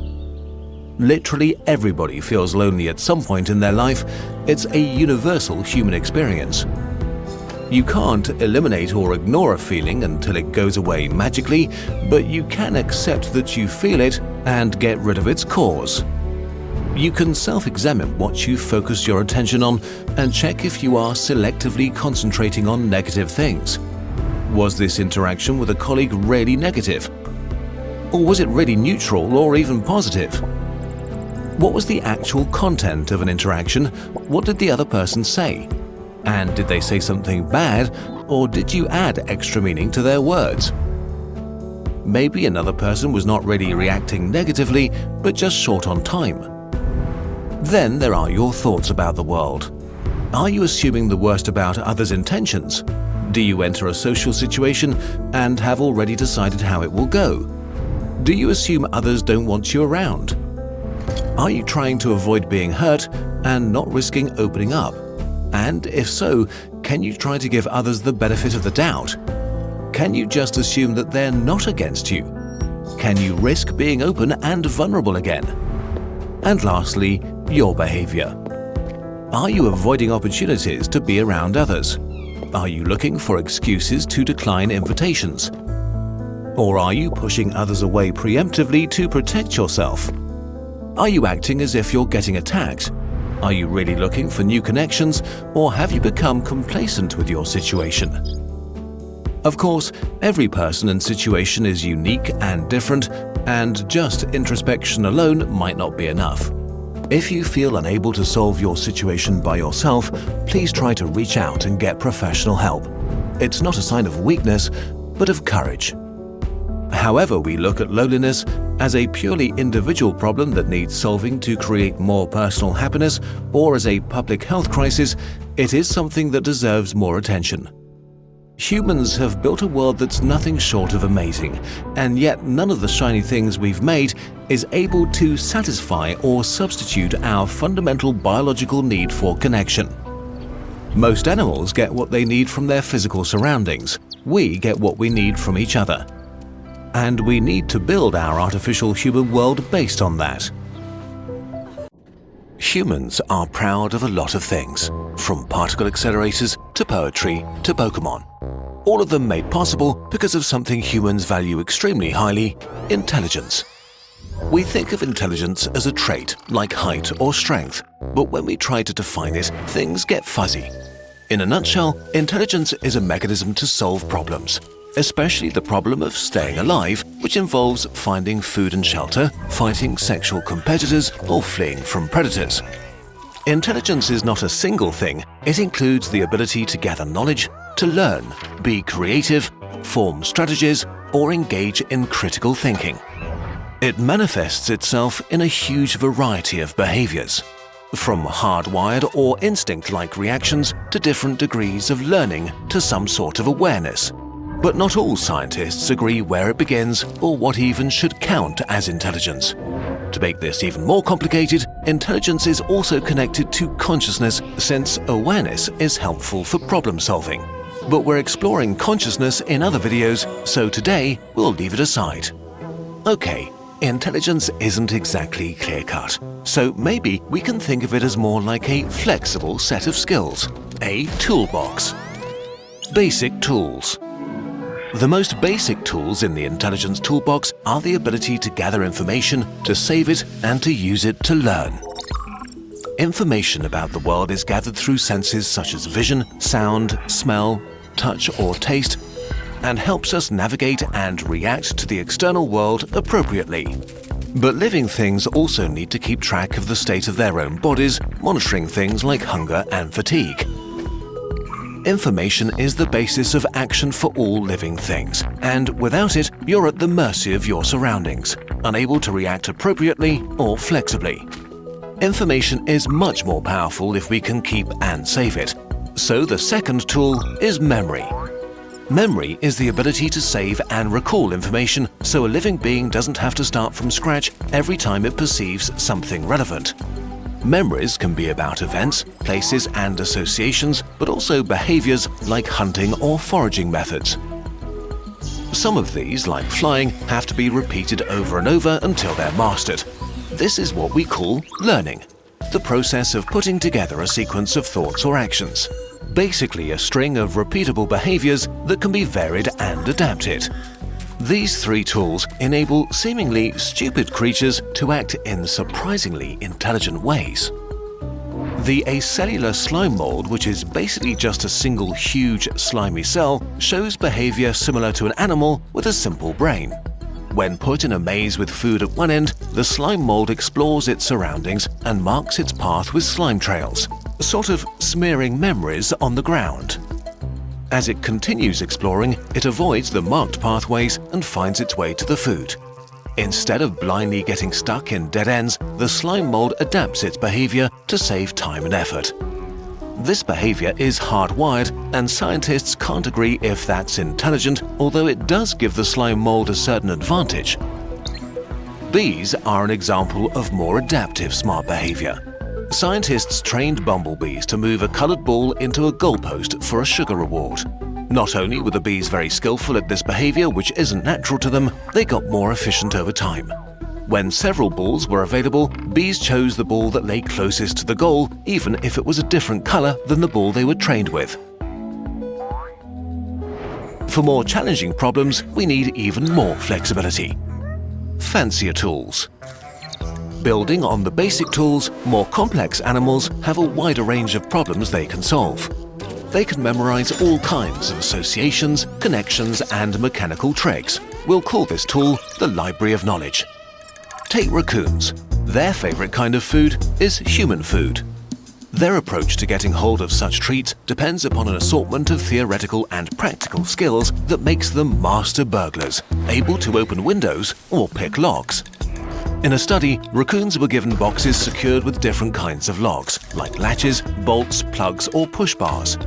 They needed less than 10 attempts to figure out how to open each box, even when different locks were put together into increasingly difficult combinations that had to be solved in the right order and with different amounts of strength. A year later, the raccoons still remembered how to open the boxes and were as fast as when they had first solved the puzzle. Beyond our library of associations and skills, the most impressive tool in our box is creativity, a sort of mental duct tape. Being creative means producing something new and valuable from apparently unrelated things. In the context of intelligence, this means making new and unusual connections, pairing input with memories and skills to come up with a unique solution to a problem. In another raccoon study, researchers showed the animals that by dropping pebbles into a water tank, they could raise the water level enough to reach a marshmallow floating at the top. One raccoon came up with a much better solution. It tipped the tub over. Another facet of creativity is applying a new resource to a task: physical tools. Like primates that use sticks to fish for termites in trees, or some octopuses which assemble collected coconut shells around themselves as a sort of portable armor to hide from enemies. Collecting materials for later use is connected to an even more advanced dimension of problem solving: planning. Planning means considering the activities required for a desired goal and putting them together in a plan. When unforeseen circumstances and new possibilities present themselves, they need to be assessed according to whether they match the plan or not. An example of this intelligent behavior is hoarding food to eat it later. This is an instinctive behavior in squirrels. But even though hiding food comes instinctively to them, they still need to use advanced thinking skills to make the best decisions. Squirrels examine every nut and weigh the time and effort it would take to hide it against the benefits they would get from each one. Damaged or low-fat nuts are eaten right away, while nuts that still need to ripen go on the stockpile. Squirrels also pretend to bury nuts when they feel watched. These empty caches distract rivals from their real treasure. This is pretty advanced strategizing because to make a plan to distract someone else, you first have to be aware that there are others like you that want the same things. The more complex the problem, the more tools are needed in combination to solve it. So the more tools there are, the more flexibility a being has to solve the challenges life throws at them. But even for complex problems, each animal's individual situation is what counts. Squirrels are omnivores that defend their territories fiercely. For them, it makes sense to remember where there's food in different locations and trick their enemies to improve their chances of survival. Sheep don't have any such refined tricks up their sleeve, but they don't need to. They are grazers and live in flocks. The skills relevant to them are social. They recognize and remember many different sheep and even humans for years. A completely different skill. Evolving and retaining a complex set of mental abilities they might never use would be a waste of resources for them. Humans went the opposite way and invested in an unusually diverse intelligence toolkit. While this was helpful, by accident we added another set of tools on top: culture. No single person could ever build a space rocket or particle accelerator. But thanks to our ability to work together and to share knowledge across generations, we can overcome challenges beyond any single individual's ability. This allowed us to shape the planet to our liking. We also created new problems in the process: Sudoku, tax forms, string theory, but also rapid climate change and antibiotic resistance. To solve these, we'll need to look past short-term survival and think about the distant future. We have the toolbox. We just need to use it. Stress is an ancient superpower that's slowly killing you. It evolved as one of the most powerful tools for survival, but has turned into a double-edged sword in the modern world. It grants your wish to rise to a gnarly challenge or to work harder, but claims a chunk of your life force in return. Unless you learn how to use it right. What is stress? Why is it harmful? And what can you do to escape its consequences? All living things strive for homeostasis, a state where their body is in balance. To maintain this balance, they make adjustments like moving into the sunlight or eating nutrients. But the world is a cruel place with death lurking behind every corner, and organisms need a way to react to extreme situations. This is how stress evolved, as a physical response to a stressor, which is anything challenging or dangerous. Stress is a very fast, drastic change of the state of the body that prioritizes survival. An emergency program that lets the organism push way out of its comfort zone to survive.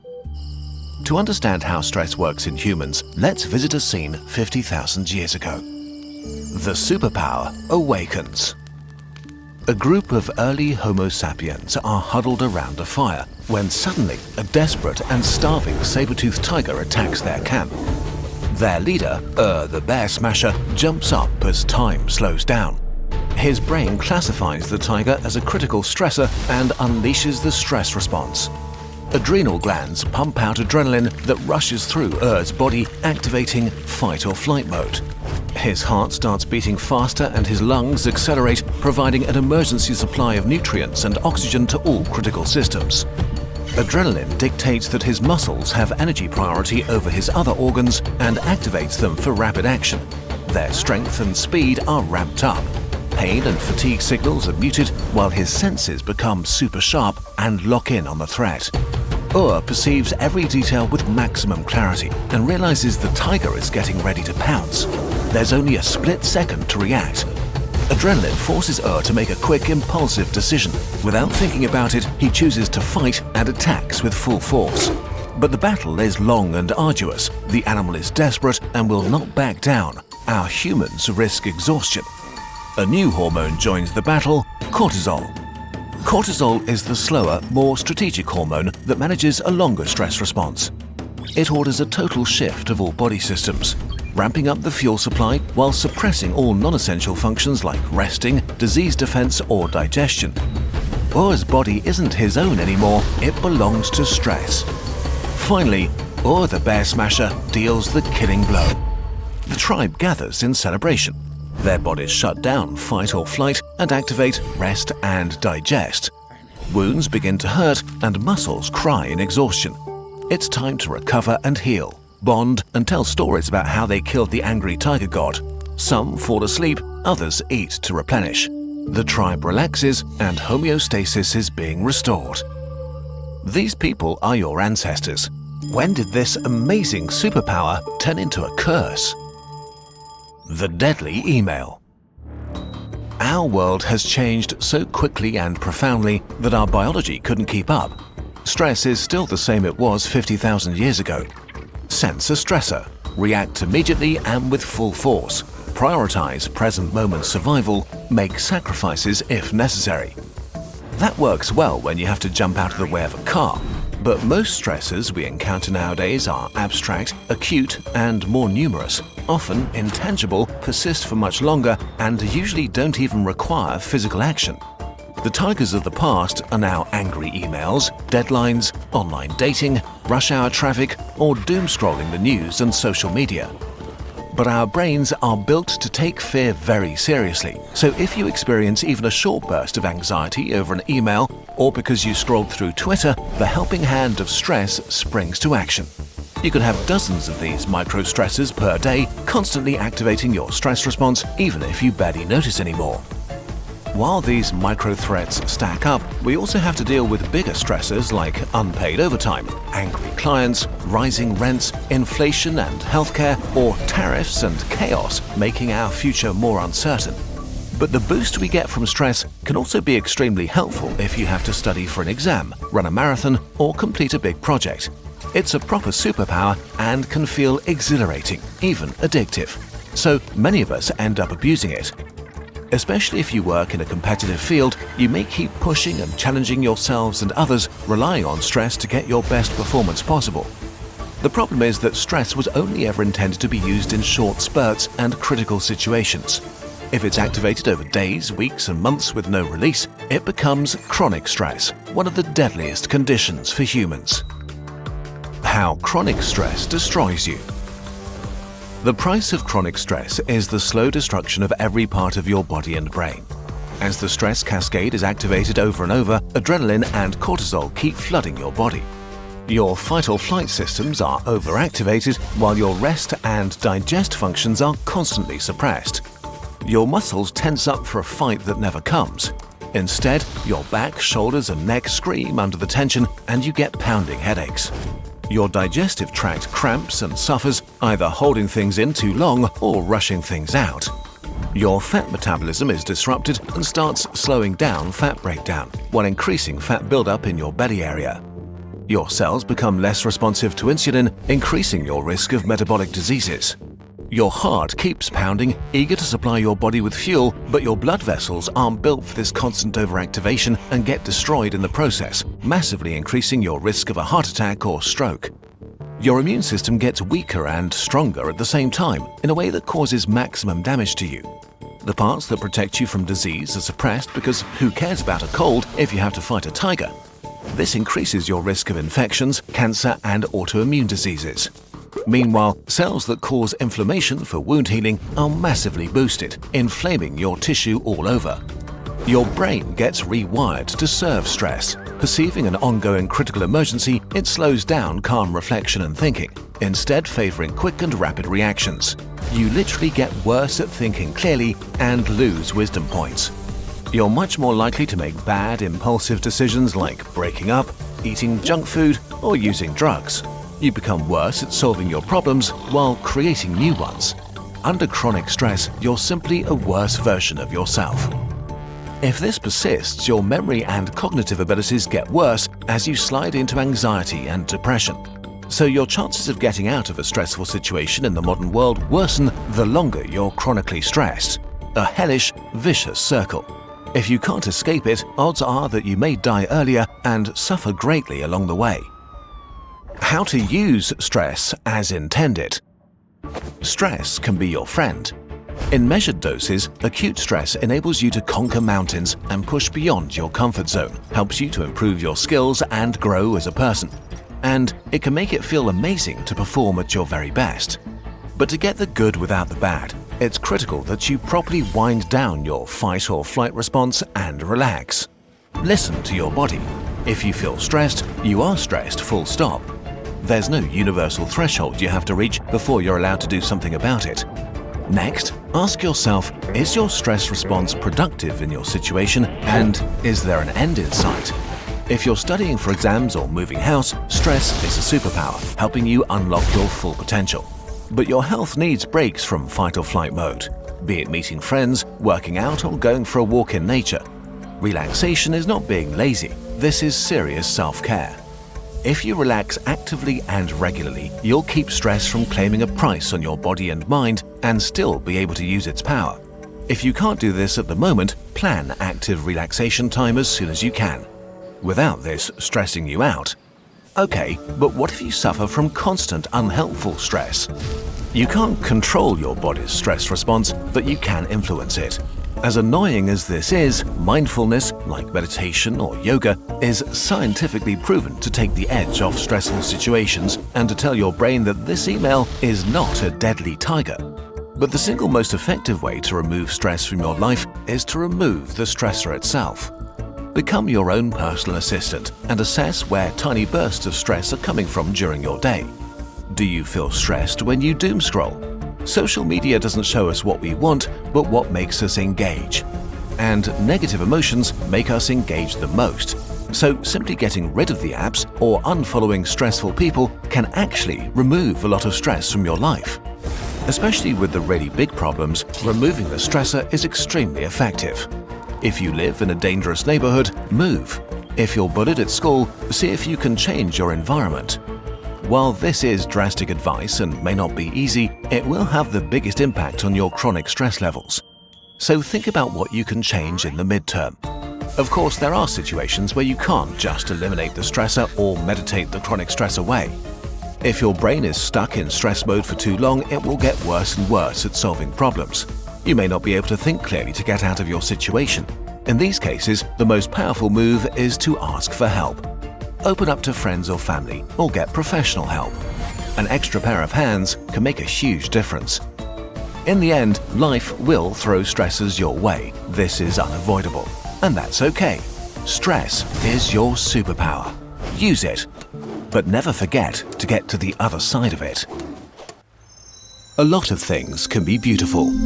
Landscapes, faces, fine art, or epic architecture, stars in the sky, or simply the reflection of the sun on an empty bottle. Beauty is nothing tangible, it only exists in our heads as a pleasant feeling.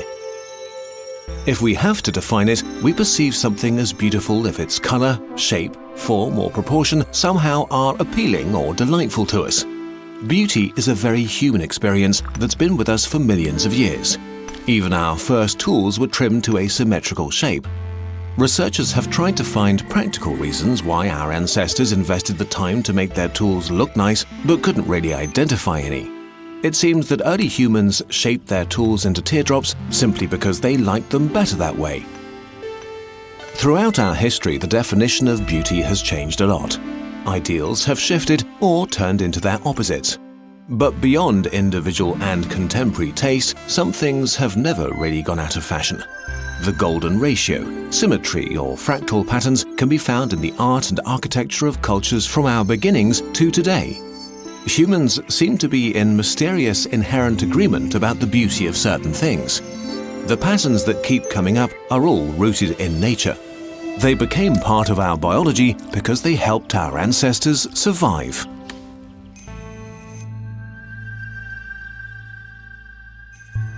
Fractal patterns, for example, occur all over nature, in snail shells, flower heads, waves, or clouds. Identifying and assessing these things and phenomena correctly used to be vital. Do those clouds mean rain will come soon? Are these waters safe to swim through? Can I eat this? Another pervasive thing is symmetry. In nature, it means everything is as it should be. Stems and trees and leaves and blossoms all grow symmetrically. A deer with impressive antlers is probably a source of nutritious meat. A deformed wheat ear may not be safe to eat. A symmetrical face is more likely to belong to a healthy and fertile mating partner. Because symmetry is so common in fauna and flora, it's extremely familiar to our brain. It helped our ancestors evaluate their environment more easily and react quickly to danger. Things that help us survive activate the reward center in our brain. Recognizing signals of safety and nutrition trigger nice feelings in us. So our sense of beauty probably evolved from pattern recognition. But it goes way beyond that now. Humans seem to have evolved an instinct for beauty that is deeply hardwired into us. It remains even after other processes in our brain stop working. Alzheimer's patients were asked to rank the beauty of several paintings. Then the experiment was repeated 2 weeks later. The patients had long since forgotten the paintings, but still ranked the beauty of the paintings in the same order. One could argue that this doesn't say much, so what if people stick to their personal preferences? But other research has shown that we have a sort of lowest common denominator when it comes to beauty. In different experiments, people were asked to distinguish real from fake abstract paintings. Some were originals by Mondrian and Pollock that were painted based on strict rules like fractal patterns, while the imitations were not. The majority picked out the original artworks. This worked with paintings from both artists, even though their styles are very different. Another experiment also used abstract artworks, but asked people to pick them out among similar paintings made either by children or animals. Again, the test subjects pointed out the legit paintings whose patterns were carefully planned and not random. So while we have a hard time pinning down what beauty is or what it's based on, we somehow recognize it when we see it.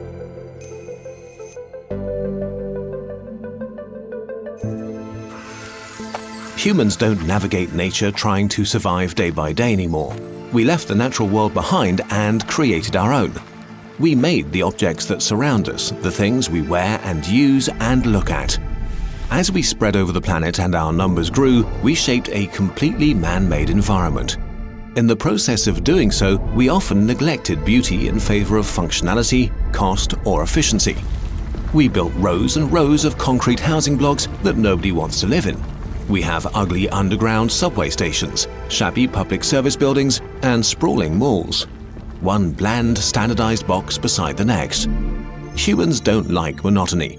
Eye tracking software has shown that people keep focusing on details and ornaments of architecture while brushing quickly over blank walls. And not only are they no fun to look at, they actually make us miserable. Experiments with skin sensors showed that looking at vast, dull facades makes us feel bored and uncomfortable. This kind of boredom has been linked to raised heart rates and stress levels. And the opposite seems to be true too. Over the last decades, more and more studies have found that surroundings that are actually aesthetically pleasing to us can improve our well-being, our behavior, cognitive function, and mood. Our bodies and brains react measurably and visibly to everything that surrounds us. Beauty, in particular, has such a strong impact on our well-being that making useful things beautiful can actually make them better. In 2017, a hospital examined recovery factors through observation and interviews with patients and found that visual art in their lounge areas made them more comfortable and happier about their stay in general. Another study looked at how well patients recovered in a hospital that had two wards, a very old and rather ugly one and a newly renovated ward. To the researchers' surprise, the patients that stayed in the new renovated environment needed less pain medication and were released on average 2 days earlier than patients recovering in the old ward. More beautiful surroundings made them feel better physically. Beauty also has an effect on us on a daily basis. It can improve our general happiness. A study that looked at the main factors influencing the happiness of adults revealed an unexpected result. Besides things like good health and a harmonious family life, individual happiness is affected by how beautiful you find the city you live in. Beauty scored even higher than cleanliness or safety. So, what can we learn from all of this? We know that we humans have been fine-tuned for millions of years to process visual input and assess our surroundings. It's just what we're programmed to do, and we're starting to learn more about how much beauty as a property is really influencing us. Beauty meets an inherent need for meaningful information. Maybe it would be worth giving it more space in this man-made world we have created. You might be unkillable, impossible to delete out of existence, if one of the most exciting ideas about physics, quantum immortality, is true. To test this idea, we'll put a nuclear bomb in your living room, but more on that later. This is real science happening around one of the most successful theories of physics. To understand why, we need to tell you a story. The story of the smallest parts in the universe, atoms and fundamental particles. With everyday objects, things intuitively make sense. If you kick a marble 10 times with the same force and at the same angle, it always lands in the same spot. But if you kick an electron 10 times exactly the same way, it shows up in different places. On the most fundamental level of reality, randomness is the rule. The story that solves this is called quantum mechanics. Simplified, it goes something like this. A particle like an electron is not like a tiny marble, but like a shapeshifter, a diffuse thing we call a wave that ebbs and flows. But to make it much weirder, it's not a wave of matter or energy, but a wave of probability, an immaterial essence that has values between 0% and 100%. What does that even mean? Quantum mechanics doesn't really tell us much about the electron. It only tells us how this entity that we call an electron behaves on average. Say you shoot an electron gun at your apartment. You shoot it 100 times. 80 times the electron shows up in your living room and 20 times in your kitchen. So the probability wave of our electron is 80% in the living room and 20% in the kitchen. What's deeply annoying is that this story of probability waves works insanely well in reality. It's not just some brainchild that only works on paper. Scientists have tested it in countless experiments, and it works every single time. It explains how a lot of real things work, from information passing through microchips to the atoms fusing in the center of stars. And yet, how can this story make sense?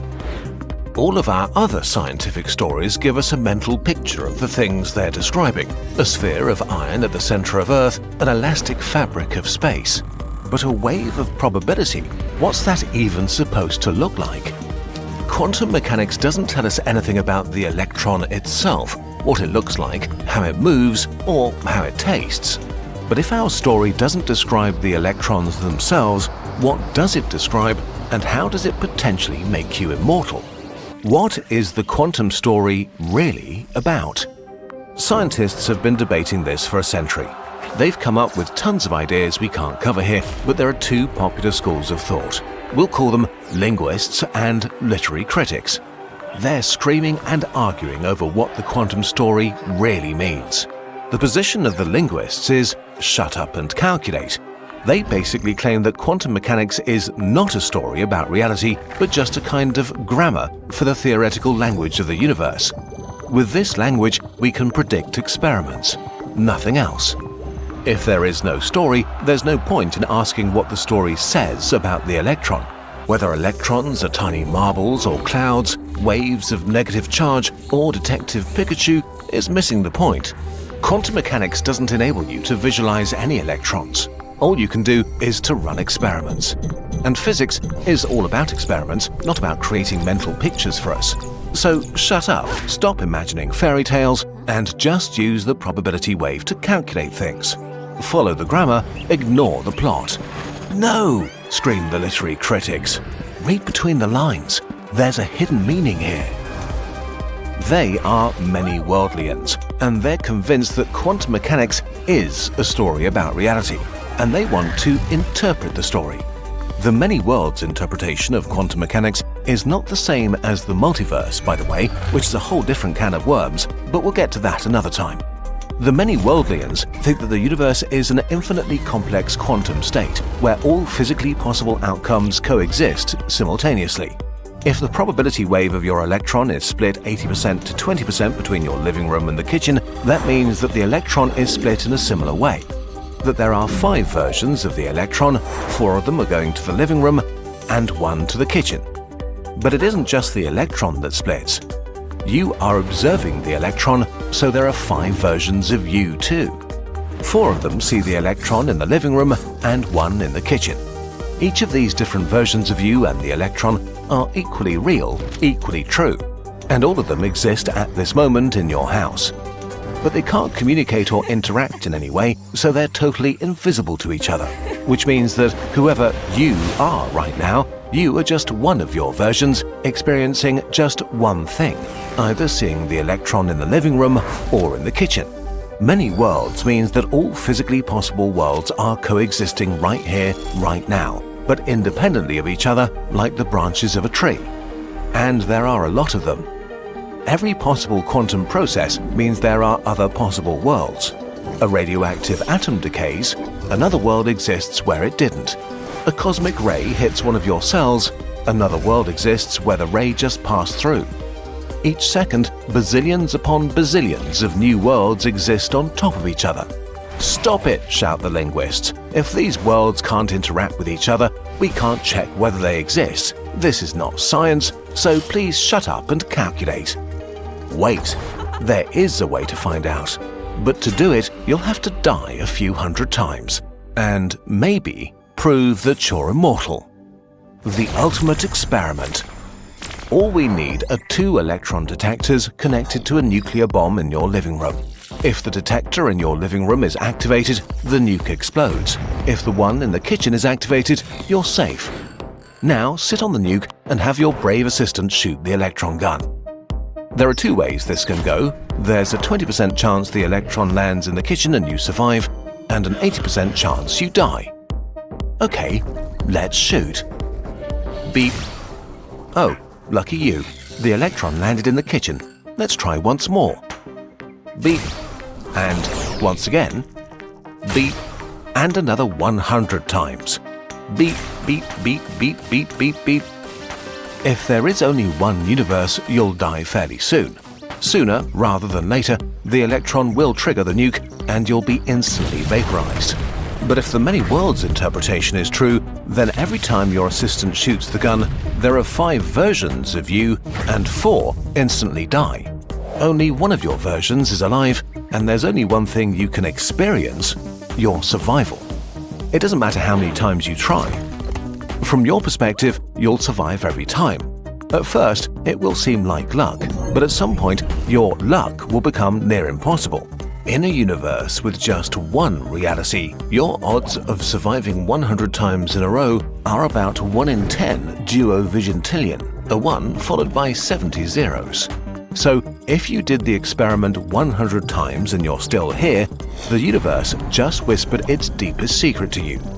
Yes, you killed hundreds of versions of yourself, but you now know for sure that the many worlds are true, because you are still here experiencing things, and that you're kind of immortal. Okay, well, all that might be a bit overwhelming. Let's break it down again. The cosmic secret. If every possible quantum process always happens in some branch, then this doesn't only mean that there are almost, but not quite, infinite versions of you, but there's always a you that gets insanely lucky. A tumor starts, but a cosmic ray kills it before it spreads. A bolt of lightning strikes at you, but a quantum fluke makes it miss by a meter. A washing machine falls from a roof, but all its atoms quantum tunnel through your body. No matter how extremely high the likelihood is that you'll die, there may always be a branch in which you survive. So, should you start wingsuit flying today?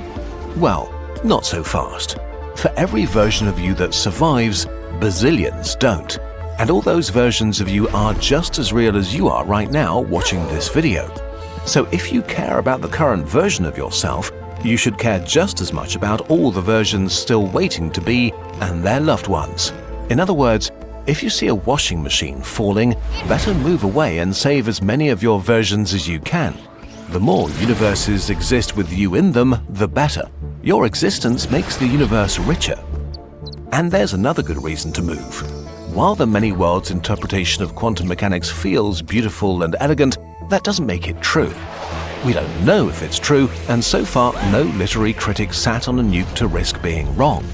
If the shut up and calculate people are right, there is just one world, just one version of you. And if the washing machine hits you, you are done for. But wouldn't this be nice to know? If the many worlds idea is true, then no matter how unlucky you get, you will always know that somewhere you are lucky. Are you your body? Well, kind of, right? But is there a line where this stops being true? How much of yourself can you remove before you stop being you? And does the question even make sense? Your physical existence is cells.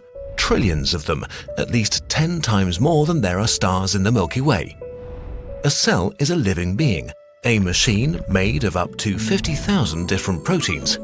It has no consciousness, no will, no purpose, it just is. But it is still an individual.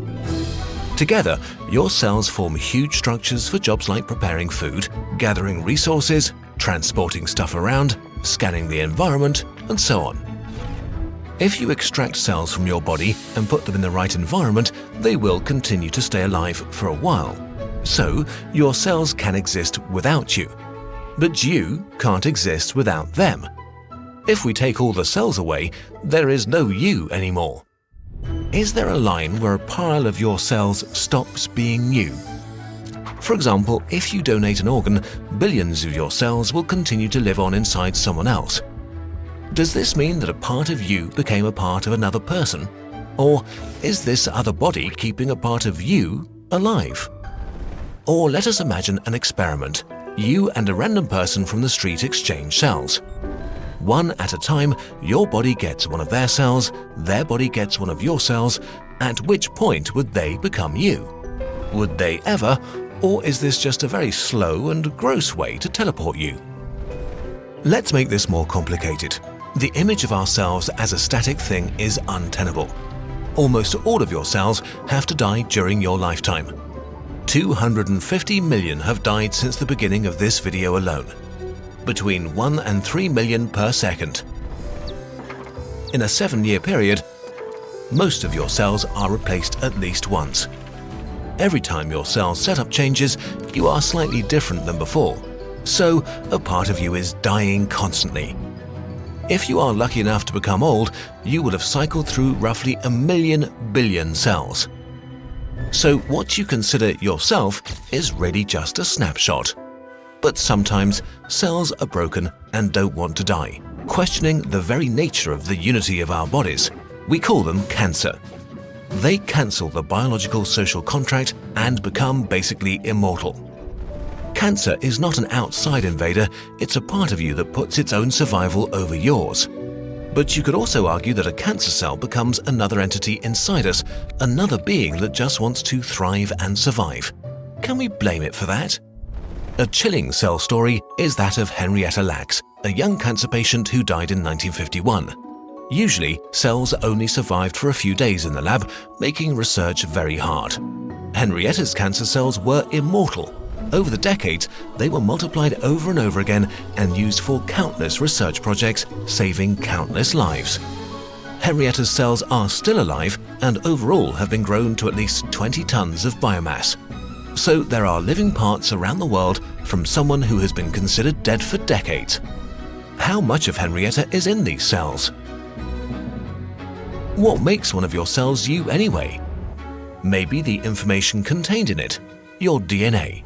Until recently, it was believed that all the cells in your body had basically the same genetic code. But it turns out this is wrong. Your genome is mobile, changing over time through mutations and environmental influences. This is especially the case in your brain. According to recent discoveries, a single neuron in an adult brain has more than 1,000 mutations in its genetic code that are not present in the cells surrounding it. But how much you is your DNA really? About 8% of the human genome is made up of viruses that once infected our ancestors and merged with us. Mitochondria, power plants of the cell, once were bacteria that merged with the ancestors of your cells. They still have their own DNA. An average cell has hundreds of them, hundreds of little things that are not really human, but they still kind of are. It is confusing. Let's backtrack a bit. We know that you're made up of trillions of little things, made from more little things that are constantly changing. Together, all those little things are not static, but dynamic. Their composition and condition is changing constantly. So we might just be a self-sustaining pattern without clear borders that gained self-awareness at some point and now has the ability to think about itself through time and space, but really only exists in this exact very moment. Where did this pattern start? With your conception? When the first human arose? When life first began conquering our small planet? Or when the elements that make up your body were forged in a star? Our human brains evolved to deal with absolutes. The fuzzy borders that make up reality are hard to grasp. Maybe ideas like beginning and end, life and death, you and me, are really not absolutes, but ideas belonging to a fluent pattern, a pattern that is lost in this strange and beautiful universe. The problem of who we are isn't just a question of our cells, but it's also a question of our minds. Just as our cells can be divided and separated from us, so can our very brains be divided and separated from us, while still in the skull. Click here to go to my channel and watch the next part. Okay, so now go watch CGP Gray's video. If you're not yet subscribed to his channel, you should really change that now. An ant is pretty stupid. It doesn't have much of a brain, no will, no plan. And yet, many ants together are smart. An ant colony can construct complex structures. Some colonies keep farms of fungi, others take care of cattle. They can wage war or defend themselves. How is this possible? How can a bunch of stupid things do smart things together? This phenomenon is called emergence, and it's one of the most fascinating and mysterious features of our universe. In a nutshell, it describes small things forming bigger things that have different properties than the sum of their parts. Emergence is complexity arising from simplicity, and emergence is everywhere. Water has vastly different properties to the molecules that make it up, like the concept of wetness. Take wet fabric. If you zoom in far enough, there is no wetness, there are just molecules sitting in the spaces between the atoms of the cloth. Wetness is an emerging property of water, something new only created by a lot of individual interactions between water molecules. And this is sort of it. Many things interact under a certain set of rules, creating something above and beyond themselves. It turns out that more is different. This different property is itself a new thing, and that new thing can couple with other new things to repeat the process. You can imagine this as layers stacked upon each other, every layer made from more complex parts. Atoms form molecules, molecules form proteins, proteins make up cells, cells make up organs, organs form individuals, individuals form societies. But how can something be more than the sum of its parts? How do ants form the sort of cloudy entity that is a colony? By following a rule set that produces order through chaos. For example, let's look at how an ant colony distributes jobs. Let's assume that a colony should have 25% workers, 25% caretakers, 25% soldiers, and 25% gatherers. Ants communicate their current job via chemicals. For example, a worker ant constantly secretes chemicals that say, "I'm a worker." When ants meet other ants, they smell each other to gather information, telling each other their job and what they're doing. Both keep track of who they met in the past. Now, imagine an anteater kills most of the gatherers. If this isn't fixed quickly, the colony will starve. Many worker ants need to switch jobs, but how do you tell this to thousands of them? Simple, you don't. Our worker ant will still meet and smell other ants, but it will encounter almost no gatherers at all. It counts too few gatherers until it reaches a critical point, and then it changes its job. The worker becomes a gatherer. Other ants will do the same until after a while there are enough gatherers again. The balance is restored all by itself. The actions and interactions of an individual are random. You can't plan which ant will encounter which other ant, but the simple set of rules is so elegant that a colony's many operations emerge as a consequence. On an even more fundamental level, hundreds of millions of complicated molecules interact to maintain a robust and amazing structure. A being with vastly different properties than the sum of its dead parts emerges. The smallest unit of life, a cell. We still don't have a clear definition of what living things are, we just know they emerge from things that are not alive. Cells combine and cooperate, they specialize and respond to one another, and over time, we develop into complex organisms with remarkable capacities. Your arms and legs and heart are an incredibly complex and complicated system made of trillions of individual stupid things, and yet we breathe, digest, and watch YouTube videos. How do your cells know what to do? Think of the pacemaker cells in your heart. Billions of them need to send out an impulse just at the right moment to collectively create a heartbeat. Our cells exchange chemical information with their neighbor cells to see what they're up to and then decide what to do. If it's among a lot of cells that are working on the same task, it will start working on that task as well and sync up with them. There is no mastermind giving commands, just single units communicating with their neighbors and acting according to the feedback they get. What about our most important part? What is the thing that asks these kinds of questions? Is our consciousness then an emergent property of the cells in our brain? This question is too big and important. It deserves a video of its own. Some things that emerge are hard to define. You can't touch an ant colony, only its parts. It has neither brain, nor face, nor body. And yet the colony interacts with the world. Just like colonies emerge from ants, things emerge from humans, like nations. What actually is a nation? Is it its population? Is it its institutions? Its symbols like its flag, colors, or anthems? The physical things it makes like cities? The territory it occupies? All of these things are fluid. Populations change and are replaced. Institutions come and go. Cities can be constructed and abandoned. Borders have changed all the time for most of history. And symbols get replaced by new symbols. A nation has no face, no brain, no body. Are nations not real then? Of course they are. Just like ant colonies, nations interact with the world. They can change landscapes, wage wars, grow or decline, and they can stop existing. But they only exist because of a lot of humans interacting with each other. But not just nations. All the complex structures that surround us emerge from us. Even if we don't intend to, we are constantly creating communities, companies, cities, societies. All of these things are entities that have fundamentally different properties and abilities than the pretty stupid apes they emerged from. We don't know why any of this happens, we just observe it, and it seems to be a fundamental property of our universe. It may be the most beautiful and wondrous property of our universe. Absolutely everything you think about yourself and the universe could be an illusion.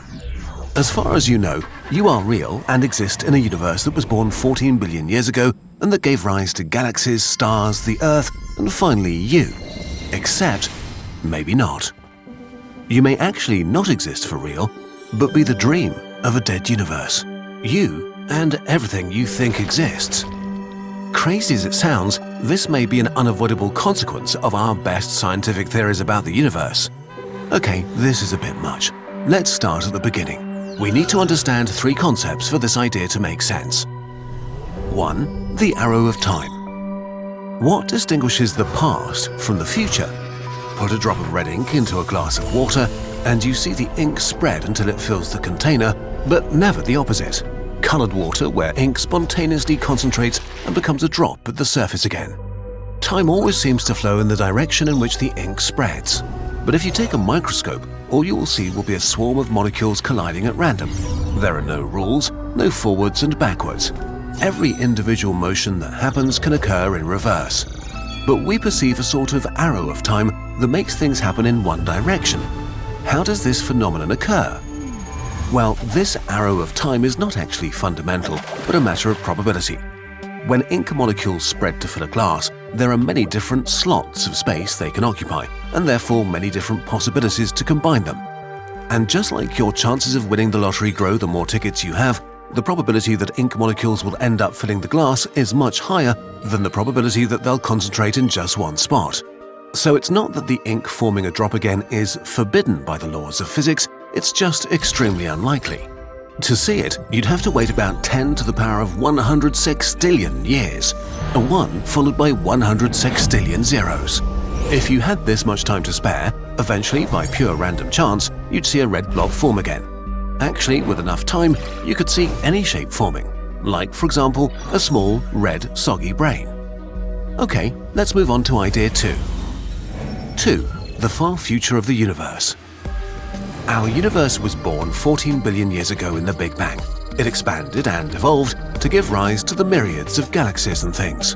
In other words, the universe is kind of a glass of water with a lot of ink doing stuff. It has an arrow of time. But the universe is not a static glass, it seems to be getting bigger at an ever-increasing speed because of dark energy. Basically, everything in it is getting more and more diluted. In about 100 trillion years, the last star will die. Then, few interesting things will happen for the next few decillions, vantillions, and googles of years. Eventually, the universe will be a dark place fully dominated by dark energy, a rapidly expanding ball of pure space almost devoid of matter. You might think that this would lead to the ultimate death of everything, but dark energy has one last surprise for you. In a universe dominated by dark energy, space expands so dramatically that it creates a cosmic horizon around you. A border beyond which nothing will ever be able to reach you, not even light. So for every practical purpose, the universe has become a glass of finite size about 36 billion light-years wide, surrounded by an impassable cosmic horizon. Such a universe glass is basically a giant black hole turned inside out. We know that due to quantum effects, all black holes emit a tiny amount of particles, a phenomenon known as Hawking radiation. And so does our inside-out black hole. In the end, this radiation will fill the universe glass with particles again. At this point, so far in the future that giving you a number has no more meaning, we've reached the true final state. The universe has now become a closed box full of particles at an extremely low but finite temperature. And since they have a temperature, they undergo random motions. Or in other words, a glass filled with water and ink and an infinite amount of time ahead. Things are about to become interesting again. 3. Typing monkeys and fake universes. Eternity is a long, long time. So now, even the most extremely unlikely things can happen. The fluctuating particles are bumping into each other over and over and over again, creating every combination of particles that's possible. They're like a monkey typing at random on a typewriter. Almost all of the time it types gibberish. But with enough time, eventually it will write the first acts of Hamlet. And with even more time, the complete works of Eminem. If ink in our universe glass generates any random arrangements of particles, what could they be? Well, a spontaneous fluctuation could give rise to a planet, or to a galaxy, or even to a lot of them. So maybe our universe has already ended, and all we see around us is a pop-up universe. Not a universe that evolved from a Big Bang, but one that fluctuated into existence by pure chance. And that, like the drop of ink, will only exist for a while before dissolving again. Being random, pop-up universes could be similar to ours but with funny glitches. In some of these universes, dinosaurs are riding snails. In another, stars are made of blueberries. In another, you're wearing a funny hat. Scientists in such universes wouldn't understand those glitches, so maybe the greatest mysteries of physics are just nonsense bugs of our pop-up universe. But not all possible fluctuations of our dead universe have the same probability of occurring. Smaller fluctuations are much more probable than bigger ones. A planet is more likely than a galaxy. But you know what's even way more likely? A human brain. Are you actually just a brain? You think, therefore you exist. But what else do you truly know? In the end, your brain is just interpreting signals from your senses and creating a world that you experience. So technically, you could be just your brain that thinks the world is real. And if we follow the logic of the ink in the universe glass, in particular, you could be a disembodied brain that, just by chance, emerged in a dead universe with your complete set of knowledge and memories. This is a pretty bizarre idea, but if we do the maths, it's kind of pretty solid. Let's compare the number of brains inside bodies in a living universe with the number of naked brains in a dead universe. Let's go really big and imagine that a total of 100 quadrillion humans will live around Earth, and that the same amount of people will live around every star in the universe. If we add this together, we get about 10 to the power of 41 brains inside bodies that will exist. However, in a dead universe that has had enough time to explore all possible fluctuations and that will exist forever, the number of naked brains that would emerge is, well, infinite. So the probability that you're a floating brain is not only vastly larger than the probability that you're a real human, it's so inconceivably larger that we can't even meaningfully quantify the difference. How do you compare a number to infinity? So, are you a floating brain that exists for one moment in time, then basically forever passes, and then you exist for another moment in time? Maybe not even in that order. Maybe your life happens backwards and you just don't notice. Maybe you've lived trillions of times already. Are you the dream of a dead universe? Really? Like, really? Well, probably not. First of all, there are a few loopholes. For example, dark energy could behave completely differently from what we think today and lead us to another future. Or maybe our dead universe will be too motionless to allow the creation of brains, even with infinite time. Or maybe the universe will end up dying in another way. Our understanding of the cosmos doesn't have a solid enough foundation for anyone to worry if they're real or not. Loopholes aside, if you were a fluctuating brain, all the laws of physics stored in your brain would have originated at random and shouldn't bear any relation to the real world. But we just used those laws to prove that you're a floating brain. So even if you believe that you are a floating brain, you'd have to admit that you have no good reason to believe that you are actually a floating brain. Okay, so this hallucinatory trip might teach us something about our theories about the universe. But in the end, it's just a really weird exercise in what you can do with physics. An exercise of what brains and bodies are able to think about. So don't worry, you're not a dream of the dead universe. Probably. Friends make life good. They provide the scaffolding that makes it not just bearable, but fun. They give us a sense of meaning and purpose and are a source of security, self-esteem, and happiness.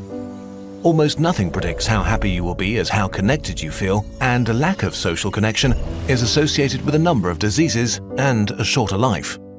But maybe you have scrolled through your phone unsure who to call to go to a movie with, to celebrate with, or ask for comfort. You may realize that you don't have enough friends and feel lonely. And it's not just you. Disconnectedness and loneliness are widespread. Many people want more close friends but don't know how to get them. Surprisingly, nowadays, loneliness is highest among young people, whose relationships were also hit especially hard by the global pandemic. Social distancing stopped teens and young adults from mingling in classrooms, clubs, or dorms. Millions of friendships, maybe lifelong friendships, that might have blossomed will never exist, with profound long-term consequences for our collective happiness. The good news is that it's not too late, and there are lots of friends to be found. We'll mix scientific information with actionable advice in this video, but we can't address every individual situation. People, cultures, and schedules are different. If you suffer from chronic loneliness, you can also watch the video we made about it. Okay, as with all important things in life, making friends is infuriatingly simple, but not necessarily easy. But it works through a few pretty straightforward mechanisms. The most important thing about making friends. People make friends with other people when they spend casual time together.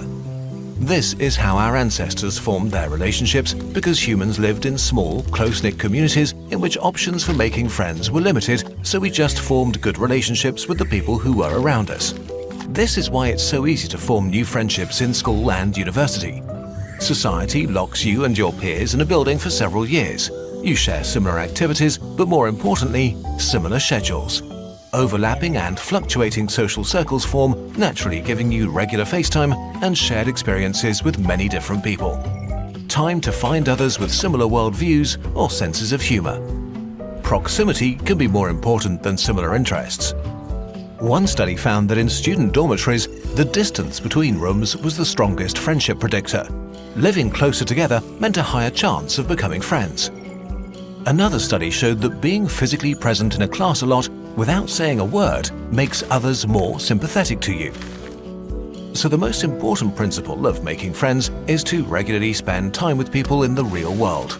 This alone can make it happen automatically and trumps all other advice. But don't forget that making friends is not a numbers game or a competition. Don't compare yourself to others. Everyone has a social calibrator that can change as you go through life. Maybe you were more introverted as a teen, but yearn for connection in your 20s. Maybe you were part of sprawling social circles, but prefer fewer friends in your 30s. There is no right or wrong, only right for you. Why we don't have enough friends? The main reason for a lack of friendships is the simple fact that most people don't prioritize friendships nearly enough. They don't realize until it's too late that retaining friendships demands regular energy and attention. Although they are so important for happiness, friends often take a back seat to other life decisions. Work, commuting, romance, or kids take up so much time and energy that it's so much easier to crash on your couch and lose yourself in mindless activities.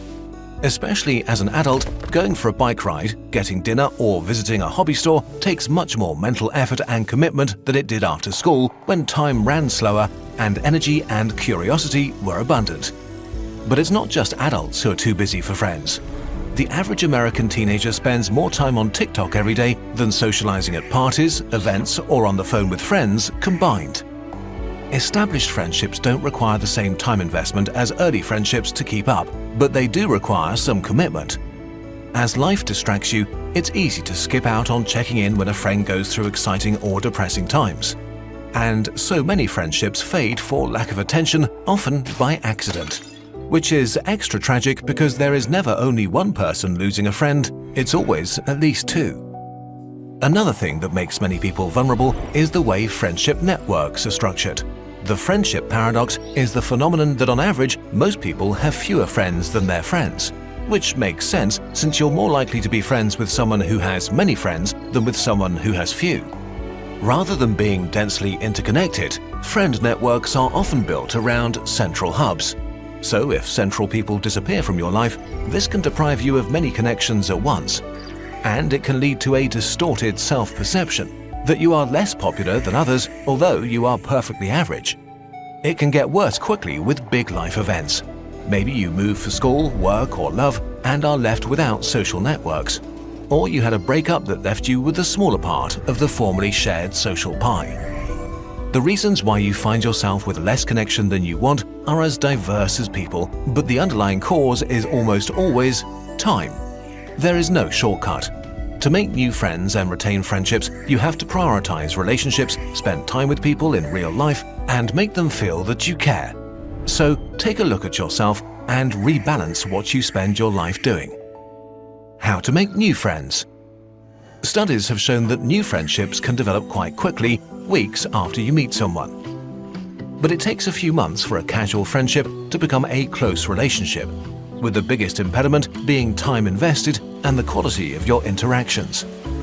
To make friends, it helps if you intentionally look for people you have things in common with and who are open to new relationships. You want to make it easy for yourself, so examine what kind of person you are. Generally speaking, extroverts tend to crave sensory stimulation, spicier foods, loud music, or the excitement of engaging a crowd. Introverts, often confused with shy people, tend to be more sensitive to sensory stimulants and prefer quieter surroundings, fewer people, and even less spicy food. Different places attract different people. Not everybody can easily make friends at a bar or a football game. Not everybody finds a stroll through a park or a bookstore stimulating. Men especially form friendships around shared activities, but in general, it's a good idea to go to places that feel comfortable, where there are people you might like, who do things you find interesting. Look for local clubs or opportunities to volunteer. Check out what hobby stores are around and dust off your Space Marines, or see if there are new D&D groups in your city and ask if you could join one. Check meetup apps for gaming nights or wine tasting, join a sports club, or look for people who go hiking or want to cook together. Another obvious avenue is your professional life. It helps if you work in a job that attracts people like you, so you might consider this when you choose a career. Deepening your relationship with colleagues can lead to great friendships, especially if you look for peers and there is no power imbalance. And of course, there are friends you've lost touch with. You may be able to revive some of these relationships. In some cases, all it needs is a call or an invitation. Research shows that more often than not, the other person will appreciate that you've reached out. There are likely way more opportunities to spend time with others than you are aware of. And if there aren't, you can take the initiative and create them. Invitations are signals to start friendships. So bring people together by having a dinner party, organizing a football game after work, or starting a board game group. Everybody appreciates people who organize fun things, and the simple act of reaching out can kickstart a self-propelling upward spiral of well-being, fun, and connectedness that can seriously improve the life of everyone around you in meaningful ways. If you meet someone you vibe with, it's pretty scary to make the first move, but they may feel the same way. Equally interested in a friendship, but also blocked by fear of rejection. So it's worth going for it. Worst case, they're not interested, which will sting for a few hours, but the best case could be a lifelong friendship. A risk well worth the reward. Once you've formed early connections, check in whether they have important things happening in their life. Of course, it's important not to be overbearing, but the more time you invest, the more opportunity you have to engage in meaningful banter or silly jokes. The fact that friendships take time also means that you need to be patient and kind with yourself, especially if you're out of practice. Things will not improve overnight, but slowly, step by step, if you keep up. Open up, care, and share. Many people don't have an issue being around others, but struggle to turn acquaintances into friends. So let's talk about two important principles that make it more likely that you'll connect: caring and sharing. In general, our favorite topic is ourselves and the things we care about, because we are literally at the center of our own universe. So people tend to like people who are genuinely interested in them. So if you want to make friends, your goal should be trying to learn what makes them tick. just as important as caring about others is reciprocity and openness. To connect, you need to share the experiences that made you, you. Now, you don't want to overwhelm the other person and immediately spill out your deepest secrets, but open up a little and reveal personal things, because this also signals to others that it's okay to do the same. The best case is that you find shared experiences. Maybe you both had a hard time in school, maybe you share a passion for weird movies. Learning about others and sharing personal stories in a balanced way and not overdoing it is not an exact science. Noticing the line between opening up and oversharing requires practice and depends on the vibe of the conversation. One of the perplexities of life is that to get something, it can be helpful to convince yourself that you want it less than you do. In general, it's good to be laid back, have fun, and enjoy yourself. Do things for yourself without expectations, but also be open to social opportunities and accept invitations if they show up. And that's basically it. Give friendships more priority in your life. Check in with friends and regularly go to things to have fun. Show genuine interest in others and give them the opportunity to know you without selling yourself too hard. If you do this, you're on track. If this sounds a bit scary, the good news is that human brains are hardwired to seek connection. It's perfectly normal to seek out new friends, and there are many people who would welcome more close relationships. There are friendships up for grabs everywhere, and there are plenty of people who will be so happy to have you in their life. As a good friend, go get to know them. Everybody is familiar with the feeling that things are not as they should be, that you're not successful enough, your relationship's not satisfying enough, that you don't have the things you crave. A chronic dissatisfaction that makes you look outwards with envy and inwards with disappointment. Pop culture, advertising, and social media make this worse by reminding you that aiming for anything less than your dream job is failure. You need to have great experiences constantly, be conventionally attractive, have a lot of friends, and find your soulmate, and that others have all of these things and are truly happy. And of course, a vast array of self-improvement products implies that it's all your fault for not working hard enough on yourself. In the last 2 decades, researchers have been starting to investigate how we can counteract these impulses. The field of positive psychology emerged, the study of what makes life worth living, while cognitive behavioral therapy was developed to change negative feelings. Scientists began to ask, why are some people happier and more satisfied than others, and are there ways to apply what they're doing right to the rest of us? In this video, we want to talk about one of the strongest predictors of how happy people are, how easily they make friends, and how good they are at dealing with hardship. An antidote to dissatisfaction, so to speak. Gratitude. While gratitude may sound like another self-improvement trend preached by people who use hashtags, what we currently know about it is based on a body of scientific work and studies. We'll include them in the description. Gratitude can mean very different things to different people in different contexts. It's a character trait, a feeling, a virtue, and a behavior. You can feel grateful towards someone who did something for you, for random events like the weather, or even for nature or fate. And it's wired into our biology. How gratitude connects us to each other. The predecessor of gratitude is probably reciprocity. It likely evolved as a biological signal that motivates animals to exchange things for their mutual benefit and can be found in the animal kingdom among certain fish, birds, or mammals, but especially in primates. When your brain recognizes that someone's done something nice for you, it reacts with gratitude to motivate you to repay them. This gratitude makes you care about others, and others care about you. This was important because as human brains got better at reading emotions, selfish individuals were identified and shunned. It became an evolutionary advantage to play well with others and build lasting relationships. For example, if you were hungry and someone else showed you where to find tasty berries, you felt gratitude towards them and a bond to return the favor in the future. A drive to be pro-social. When you repaid them, they felt gratitude towards you. This brought your ancestors closer together and forged bonds and friendships.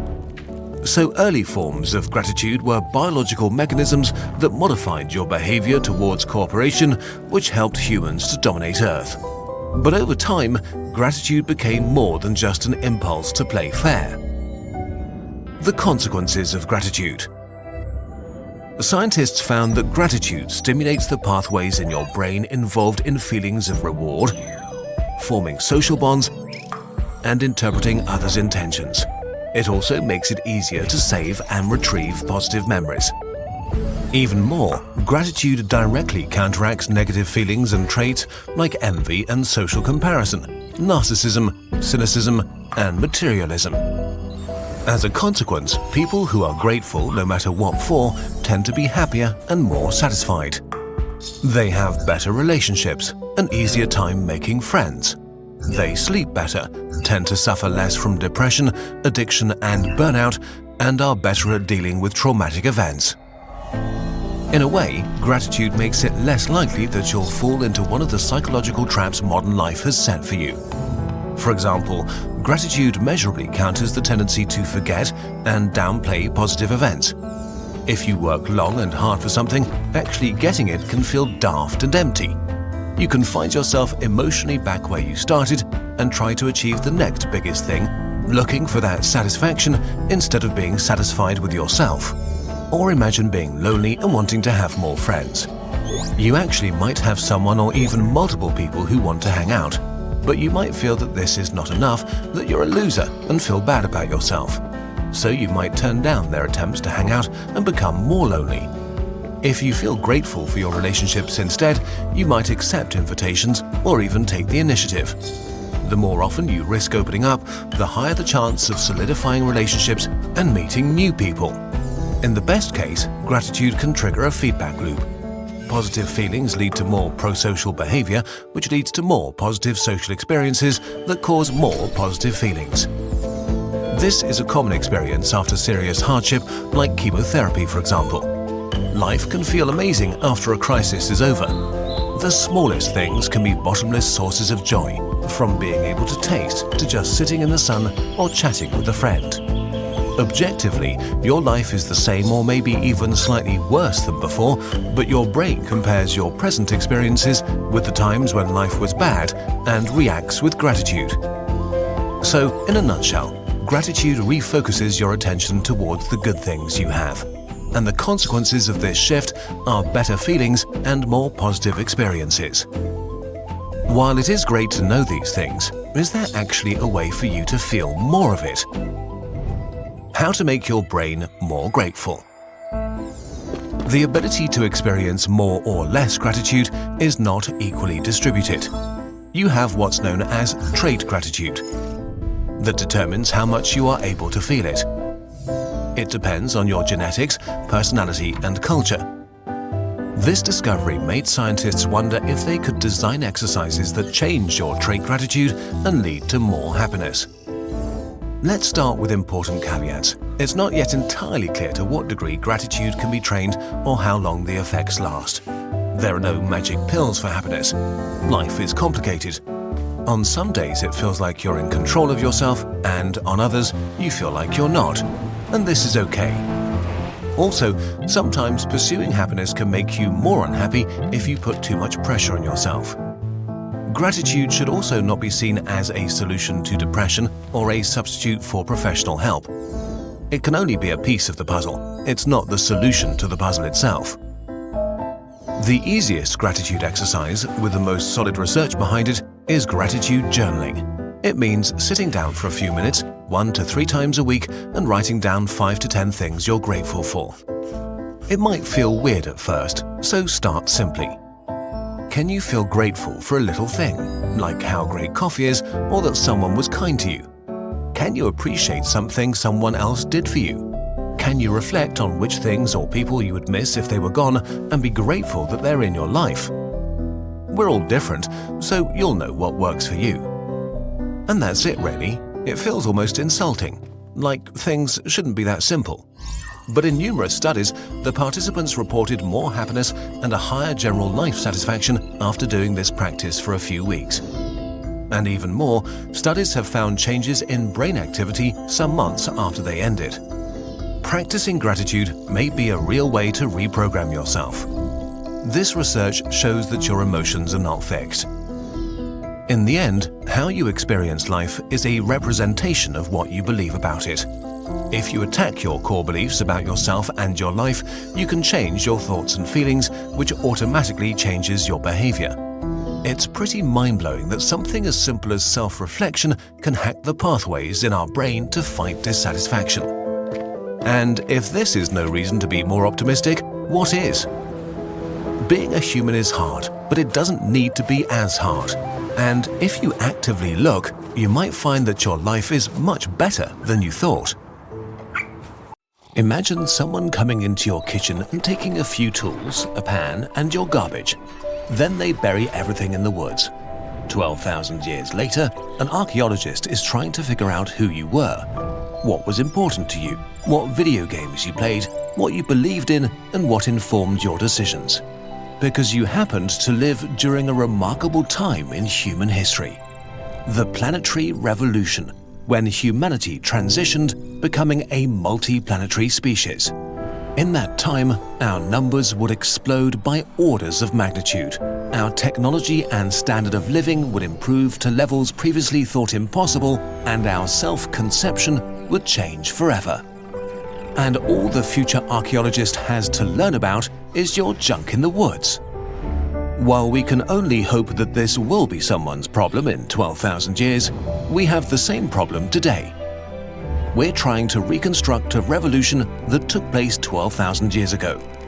Today, only shadows remain of the people who experienced our distant past as their present.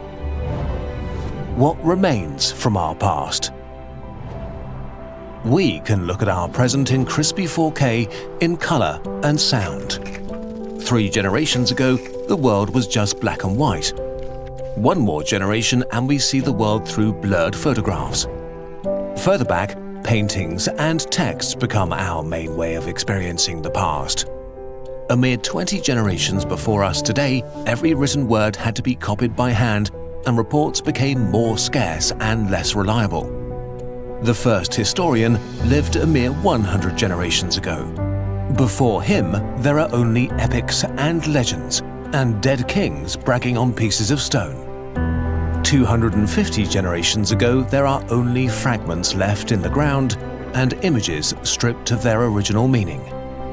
Eventually, humanity becomes basically invisible. Still, we do know some things about our ancestors. Let's try to tell their story and what it means for us today. The greatest transition in human history. For some 2 million years, or roughly 80,000 generations, the life of our ancestors was basically the same. It was around 20,000 years, or 800 generations ago, that the behaviorally modern humans began a process that would change our lifestyle forever. At first, gradually, for some of us, then faster for more of us, and then, suddenly, for almost all of us. Back then, there were about 1 million modern humans on Earth. Most other human species had died out, probably with a little help from us. Our ancestors' biology had given them the necessary tools. A general intelligence to understand things, a social intelligence to understand each other, and language to express abstract ideas and create new concepts. These were people just like you. They suffered and experienced joy, were bored, cried, and laughed. They lived in communities of a few dozen people.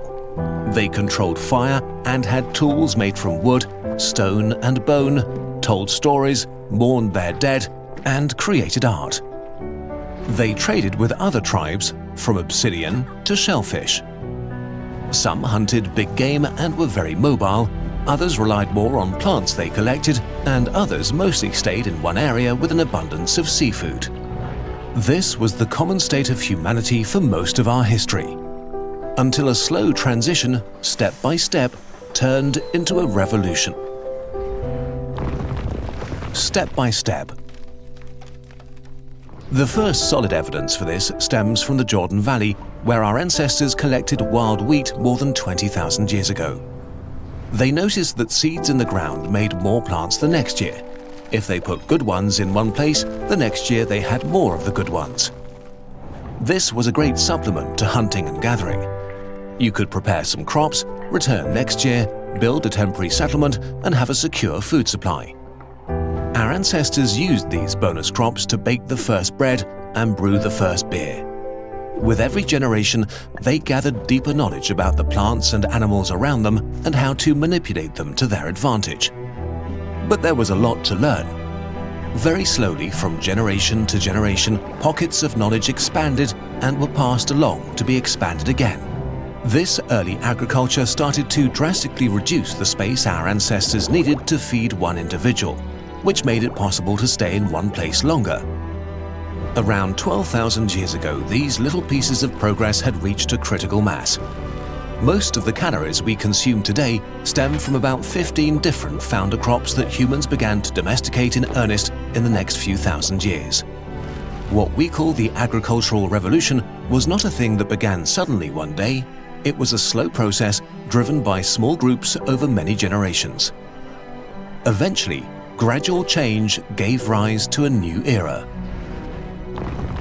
The human era. During the next few thousand years, progress would speed up and turn hunter-gatherers into farmers who lived in villages, towns, and then cities. When farmers moved into new areas, they replaced the nomadic tribes or turned them into farmers too. This was neither easy nor painless. In the early days, people had a diverse diet made up of up to 250 different plants and animals. For some of the groups transitioning to agriculture, the variation in their diets declined drastically, and some even seemed to have been undernourished. And living close together and with animals created a breeding ground for disease. Virtually every infectious disease caused by microorganisms that have adapted to humans arose in the last 10,000 years. Cholera, smallpox, measles, influenza, chickenpox, and malaria. Mortality, especially among children, rose drastically. Still, our numbers grew because living in the same place enabled women to bear far more children than before, and for a farmer, more kids mean more hands to work the fields. Even with more people dying younger, villages and towns grew. The number of humans on Earth exploded. About 100 generations after the beginning of the human era, there were already 4 million of us. This increased the need for food and forced people to come up with ever more efficient ways of producing calories, solidifying our new lifestyle. Going back to hunting and gathering would have just meant death by starvation for most. One question remains unanswered. Why? Why would people exchange the freedom of living off nature with a huge variety in food for the grind of agriculture and often more limited diets? Nobody knows for sure. Climate change seems to have made the transition possible, and some scientists argue that it was caused by external factors like undernourishment or overpopulation, both highly contested. Today, the most widely accepted idea is that it was a deliberate choice made by countless communities around the globe. Maybe it's also connected with what makes us human: the ability to come together, develop shared identities, and exchange stories and knowledge. Some archaeologists think that groups of hunter-gatherers traveled long and far to celebrate, to hold feasts and rituals. They would have used these occasions to talk about their version of innovation, better hunting and tool-making techniques, how to catch and breed animals, and which plants could be collected and multiplied. Maybe they even exchanged seeds. It's not unlikely that these gatherings were the catalyst that spread the knowledge of agriculture through the many isolated groups of humanity, ultimately ending a lifestyle that was common to our species for thousands of generations. So by being able to come together, celebrate, share, and learn from one another, these humans might have taken the steps that led to our modern world, and we have much to be grateful for. We are still the same humans today, even if it often doesn't feel that way. Maybe it's time to come together to share what we know and celebrate our existence once again, to begin another peaceful transition, maybe the planetary revolution that will change everything once more. So, hopefully, in another 12,000 years, our descendants will look back on us today with gratitude for the amazing world they are able to inhabit. A 3-story building is about 10 meters tall, 6 times bigger than you. In the opposite direction, 6 times smaller than you get things like a cute squirrel, about 27 centimeters small. So the building is just as big relative to you as you are to a squirrel. You're in the middle. It's easy to understand. In fact, you are in the middle of everything in the universe. Let's go on a fantastical journey together to the small and the large and see if it's really true. An A320 is 37 meters long. The Rufous hummingbird is around 7 centimeters. Both of these flyers are 23 times bigger or smaller than you, and both fly intercontinental distances. The tiny bird migrates between Alaska and Mexico. If the hummingbird were the same size as the jet, it would circle the Earth 85 times every year. Dinopodera, the largest ant in the world, is about 55 times smaller than you. Their small colonies have around 100 individuals but no queens. Instead, they ruthlessly compete for status within the nest, which can reach 1.2 meters deep. If humans lived like Dinopodera, we'd be building towers of over 25 stories filled with offices and ruthlessly competing for status. And wait. The deadliest and most annoying insect in the world is the mosquito, 235 times smaller than you, while on the other end, the Empire State Building is about that much larger than you. Kind of unimaginable how something this small creates so much devastation for something that big. We're getting to the borders of human perception now. Like coarse grains of sand about 3 millimeters, 550 times smaller than you. You can feel their shape and roughness between your fingers, and if you focus, see them individually. We mix them into concrete that can hold up the tallest towers ever built, like the 828-meter tall Burj Khalifa that's 500 times larger than you. If you were that tall, people would be as small to you as grains of sand in your hand. Hey, be gentle. Anything smaller or bigger, and it becomes hard to grasp. A medium-sized city like Lisbon is about 6,000 times larger than yourself and permeated by a network of highways, roads, and alleys. On the other end, about 6,000 times smaller than you, are your small arteries permeating your whole body. Actually, you're in the middle between your network of blood vessels and the network of a city like Lisbon. If you think of a city as a living being, you find more and more parallels. A small alley is as small to the city as an arteriole 0.1 millimeters wide is to you. Your tiniest capillaries are to you what the pipes bringing water to homes are to Lisbon. Going further, 100,000 times smaller than you, we reach a typical skin cell about 30 micrometers in diameter.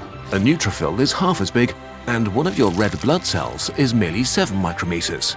They are as small to you as you are to the entire Tokyo metropolitan area, the largest urban area in the world spanning over 160 kilometers. You are so incredibly big, filled with so much complexity, so many different moving parts. Or are you just a cell in the human civilization's superstructure? Are you both? Our steps are getting larger and larger now.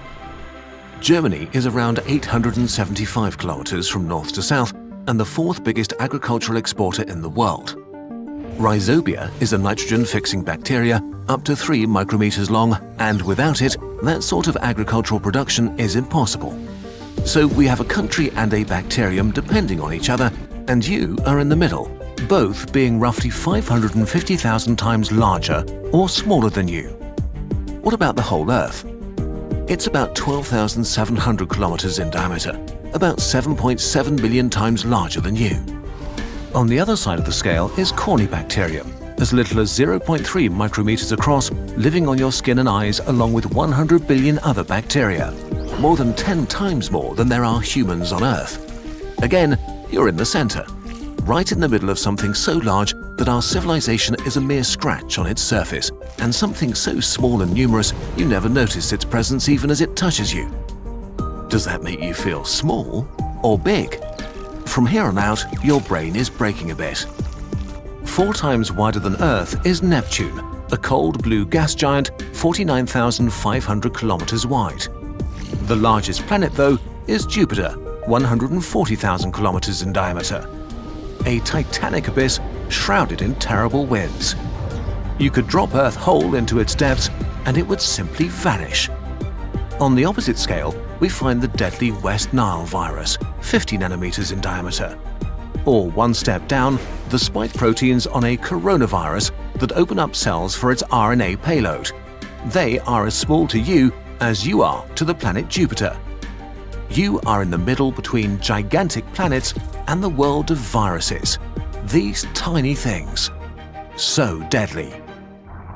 Let that sink in.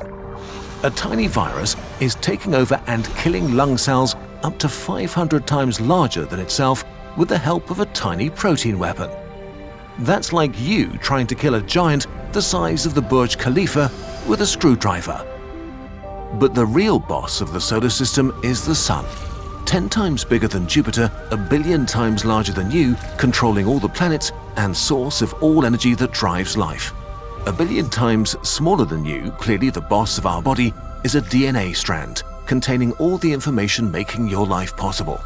You're right in the middle between the most important factors keeping everything alive. From here on, things just kind of stop making sense. A billion is already too much, but now everything just seems to mean a lot. The supermassive black hole at the center of our galaxy, Sagittarius A star, is 14.5 billion times bigger than you. A hydrogen atom is 15.5 billion times smaller than you. Yeah, okay, sure. But the thing is, we're not even close to being done, and it's not impossible to get at least a sense of how these scale. The solar system is 22 trillion times larger than you. On the other end of the scale is the wavelength of low-energy neutrinos released from fusion reactions in our Sun. About 100 trillion of them are passing through you every single second, like ghosts a trillion times smaller than you, basically never hitting any of the particles inside you. If you moved through the solar system in a straight line, you probably wouldn't hit anything either. Although things are beginning to get really weird now. A single proton at the heart of the hydrogen atom is almost exactly 1 quadrillion times smaller than you. If the proton were as big as you, the hydrogen atoms would be taller than 12 Mount Everests. On the other end, we meet something that just breaks human brains, the incredible vastness of space. We just have no reference for these distances at all. The distance to the closest star to Earth, Alpha Centauri, is not 1 quadrillion times in the other direction from the tiny proton, but 24 quadrillion. Space is just so large, it's kind of mean. And it goes on like this. A quintillion times smaller than you is the strange world of the quarks. The proton is not actually like a tiny ball, but kind of just a ripple on the surface of the ocean of quarks. Every moment, countless quarks pop into existence, along with their antiparticle enemies, before doing furious battle and annihilating each other in an instant. How many? Impossible to say, because the harder you look for them, the more quarks seem to appear. We're simplifying so much it's like a lie anyway. However we choose to illustrate this, it's wrong. What actually is a quark? What does it look like to human minds? Nobody knows. As you sit here confused, let's look up again. The ocean of quarks in a proton inside a single atom of a single cell of your body is as small to you as you are compared to a sphere around 174 light-years across, containing about 16,000 stars. And this is just a tiny speck of dust to our galaxy. The Milky Way is close to 1 sextillion times larger than you. At the opposite end, we have particles a sextillion times smaller than yourself, like the wavelength of high-energy neutrinos released when cosmic rays hit our atmosphere. We're getting to the end. The observable universe is 93 billion light-years in diameter, close to a billion human lengths. But it's still finite. It's only 465,000 Milky Ways side by side. If you were the size of our galaxy, the observable universe would only be a day's drive across. On the other end of that scale, we have the tiniest particle ever detected, a proton traveling so close to the speed of light it got squished into a pancake. As small compared to you as the whole observable universe is big to you. We're at the border of things that we have evidence for. Are you truly in the middle of everything? The theoretical smallest physical distance is the Planck length, 100 million times smaller than even the pancake proton. But we don't know if it's real, only that our theories of the universe break down here. Likewise, on the other end, does the bigness of the universe match the smallness of the Planck length? Well, actually, the universe could be considerably larger than that, but we will never know. Let's go back and look at the dimensions again. There are so many big things and so many small things wrapped up in them. The universe seems to be exactly the right size, with you in the middle. Are you free? Free to choose what you do and make decisions? Or are you an NPC, unable to decide anything for yourself? You feel that you have control over your life, or at least what you'll have for breakfast. But this may be an illusion. Physics actually may force you to go through life as if on rails, with no free will at all. You experience free will all the time, like when you decided to watch this video instead of doing something useful. Free will is your ability to decide by yourself what you do. It means that the future is an open arena that you can shape with your actions. It's at the core of human relationships. It means you are responsible for your actions, which is the basis of our moral and legal systems. There are too many dimensions for one short video: moral, psychological, biological, so we'll focus on the most essential part: is free will even possible? Two main philosophical camps are fighting about this. No matter how we represent them, they'll be upset about it, so we'll use our own words. The first camp claims that the very idea of free will is fundamentally incompatible with the laws of the universe. You are an NPC. Whatever you exactly are, it's somehow made up of your physical brain and body. And these are made of cells, which are made of proteins, which are made of atoms and particles like protons or electrons. So fundamentally, you're a specific, quite lovely, dynamic pattern of particles. Particles have no will, no motivation, no freedom. They blindly follow the laws of physics. And we don't know why, but most laws of physics are deterministic, which means that things happen the way they do because of the things that came before. If you play pool and hit a ball at a specific speed and angle, the laws of physics tell you exactly how all the balls on the table will behave, their speeds, recoil directions, everything. These laws completely decide the behavior of all balls on the table. At the microscopic level, things work very much like that, only without players. Actions and reactions affect all the particles in the universe, creating a chain of causal effects that extends throughout time from the past to the future.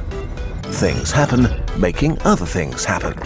Now imagine that if right after the Big Bang, a super smart supercomputer looked at every single particle in the universe and noted all their properties. Just by applying the deterministic laws of physics, it should be able to predict what all the particles in existence would be doing until the end of time. But if you're made of particles and it's technically possible to calculate what particles will do forever, then you never decided anything. Your past, present, and future were already predetermined and decided at the Big Bang. That would mean there is a kind of fate, and you are not free to decide anything. You may feel like you make decisions, but you're actually on autopilot. The motions of the particles that make up your brain cells that made you watch this video were decided 14 billion years ago. You're just in the room when it happens. You're only witnessing how the universe inside you unfolds in real time. But this can't be true because of quantum mechanics, right? Quantum processes are intrinsically random, not deterministic, and can't be predicted with total certainty. On the quantum pool table, balls can go randomly left or up or banana. Their behavior isn't set by what came before, but randomly decided in real time. But for the no free will camp, this doesn't affect their argument. They think that since quantum processes are random, they don't allow you to make any decisions. Because if there's randomness for the things that fundamentally make up your brain and body, these random processes make the decisions for you. How? Say an electron can randomly go right or left. If it goes left, it triggers electric currents between your neurons that create a neuronal process which triggers a long chain of actions that make you watch a YouTube video. Or it goes right and makes you clean your room. Just because the chain is extremely complex doesn't mean you have any control over it. So maybe your fate was not decided at the Big Bang, but it is decided at this very moment. The important part is that it's not decided by you. You get no say in this. You have no free will. Wow, This is kind of a bummer because the argument fundamentally seems to make sense. Except, no, screams the free will side. This is a really bad way to think about the universe. You are the main character. We know that we can reduce everything that exists to its basic particles and the laws that guide them. While this makes physics feel like the only scientific discipline that actually matters, there's a problem. You can't explain everything in our universe only in terms of particles. One key fact about reality that we can't explain by looking just at electrons and quantum stuff is emergence. Emergence is when many small things together create new fundamental traits that didn't exist before. A drop of water is just a sextillion H2O molecules. If you get water on your pants, they get wet. But what is wetness? H2O molecules are not wet, but your pants are definitely wet now. Many small things together just created something new that doesn't exist at the level of the individual molecules. Emergence occurs at all levels of reality, and reality seems to be organized in layers: atoms, molecules, cells, tissues, organs, you, society. Put many things in one layer together and they'll create the next layer up. Every time they do, entirely new properties emerge. One atom can't handle information, but many of them together can form a DNA molecule. Molecules are not alive, but many of them can form a cell, and cells are alive. With each jump up the complexity ladder, the rules of what's possible change. Completely new things emerge that are much more than the sum of their parts. And here, the reductionist view of the universe breaks down. The layers of reality need each other to make sense. You can explain living things with cells, cells with molecules, and molecules with atoms. But because of emergence, you can't start with quantum particles and reconstruct the universe. You can't explain galaxies with quantum mechanics or human psychology with quarks. This is not the whole story. Reality is not just structured in layers, but for some reason, the layers are also largely independent of each other. Things existing within the same layer can influence each other and maybe a layer up or down. But often they don't seem to influence things much higher up or down. To figure out how your organs work, you don't need quarks. To understand politics, you don't need to know about cells. If you want to explain things happening on one layer, you can only do that by staying close to that layer. No, screams the no free will camp in frustration. You can't just use magic to explain free will. But the emergence argument doesn't invoke magic. It just says that thinking about free will in terms of determinism and fundamental laws is a dead end. A kind of category error, like trying to explain galaxies by looking at your digestive tract. It's part of a reductionist school of thinking about the universe that very successfully shaped science for a long time, but that's challenged by emergence. So maybe trying to understand free will by looking at fundamental particles, deterministic laws, and quantum mechanics misses the point. The question we should be asking is, which layer of reality is relevant to free will? Well, just like no individual molecule creates wetness, not a single cell in your brain wants to watch YouTube. But one layer up, your brain, made of 80 billion interconnected neurons, does. On this layer, all the things relevant to you emerge: your consciousness, character, feelings, your fears and dreams. This is where you emerge. We don't know why and how, but we know that you're here right now. How all the things going on in your brain play off each other to make you who you are is a whole different can of worms. But on this layer of reality, you are part of the decision process. Because at this level, you are just one more physical cause of whatever happens in your brain. You are shaped by your decisions, and your decisions are shaped by you. You have a say about this layer of reality. You are not just witnessing how the universe inside you unfolds, you're actually taking part in it. And you're free to do so however you see fit. At least this is how some on the free will side see it. Conclusion and opinion. So, who's right? Is there free will? We don't know. If you ask us personally, we think the argument for free will is more appealing because it brings the complexity of the universe to the table. Maybe existence is just the sum of its parts, but at least for now, it seems the universe is not that simple. But even if we don't have free will, it's not clear what that changes for practical purposes. You and us, we humans, on a purely subjective basis, feel like we have free will and that your decisions are yours to make. As long as we're not sure either way, and if it feels like you're making decisions, what does it matter if a non-existent supercomputer could have calculated the future at the Big Bang? Or if quantum stuff all the way down randomly nudges your cells one way or the other? Free will that feels free is good enough for us. In any case, now you can decide what to do next. Maybe get some stuff done. Or watch more of our videos. It's your decision. Probably. Humans have existed for millions of years as part of nature. But then something changed, and in an incredibly short amount of time, we terraformed this planet and designed it to fit our needs. As far as we know, we're the first beings to awaken and completely take over a planet. The transition from hunting and gathering to farming and building was so breathtakingly fast that many of our ways of thinking about the world are no longer useful. One of our most outdated ideas is that the most commonly used calendar in the world insists that we live in the year 2016. This distorts our view of our own history and makes it harder to understand who we are as a species, and just how far we've come in an incredibly short amount of time. So maybe it's time to choose a year zero for humanity. A year zero that truly represents us as a species and includes all cultures. A year zero that marks when we began building our own world on top of the old one.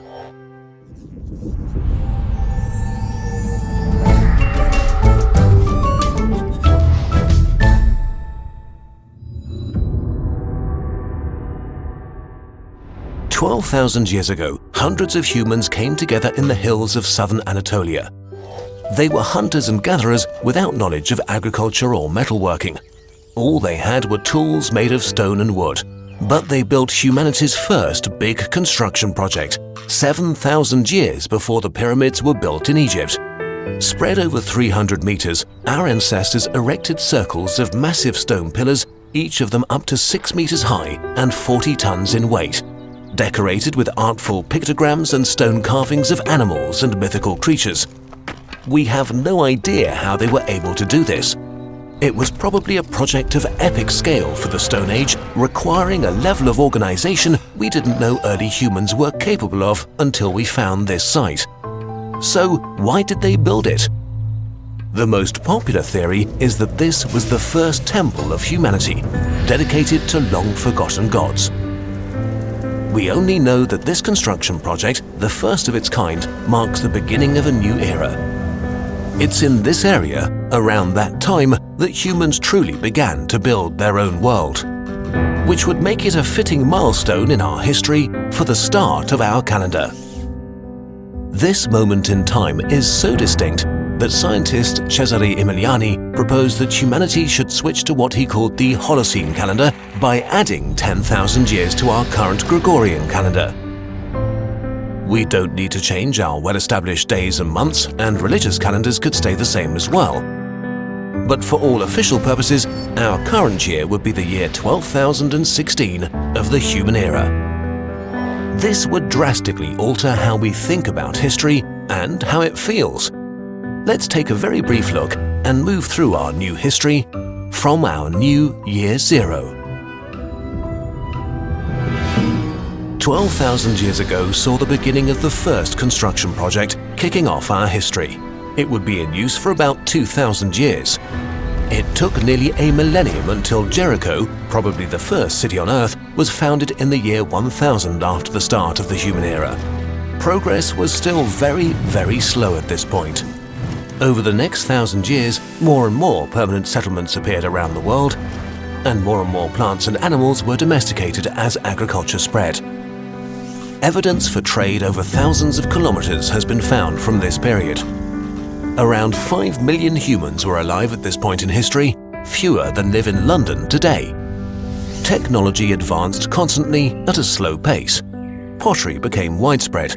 The first cultural communities appeared in China, India, and the Fertile Crescent. Around the year 4000, 8,000 years ago from today, humans started to use metal for the first time, learning to mix tin and copper and kickstarting what we know as the Bronze Age around the year 5000. The first proto-writing emerged and the wheel was invented. In South America, the Chinchorro culture started to artificially mummify humans 2,000 years earlier than in ancient Egypt. The first high cultures began emerging around the year 7000. The Indus Valley Civilization, ancient Egypt, the Minoans in Greece, and the Sumerians in Mesopotamia. Stonehenge was built in Britain, and the first dynasty in China began. Ötzi the Iceman lived around this time. What we consider history now started, and things began picking up pace as the world population rose to over 30 million. A number of new high cultures appeared around the world, many writing down their legends. More and more cities were founded. In South America, the Olmec culture emerged. Around this time, the legendary Siege of Troy is supposed to have happened. Soon after, in the Eastern Mediterranean and the Fertile Crescent, the Bronze Age ended in violence. Every Bronze Age culture, except Egypt, was destroyed by mysterious invaders. Writing and progress froze for hundreds of years. Around the year 9500, what we consider Western culture began. The Greek city-states beat off the Persian invasion and triggered their golden era, ended by Alexander the Great around 9700. 100 years later, Rome destroyed Carthage and became a dominant force in the world. Caesar was murdered in the year 9956, while the world population had risen to about 300 million people. And it's only now, around the year 10,000, that we've reached the point where the Gregorian calendar and our current method of marking human history begins. A mere 2,000 years from now, humans will walk on the moon. If we think about history as we do now, we are underplaying 10,000 years of human progress and development. Including all of it in our calendar makes our past more impressive. It shows how progress became exponential with time, and it incorporates all humans from all cultures into our calendar. A new year zero for our history could reframe how we think of ourselves. As a building project that started 12,000 years ago, when for the first time our ancestors came together to carve a temple out of bedrock with tools made of stone, not knowing what they would set in motion, where it would lead us as a species. From building the first temple to ships flying beyond the sky.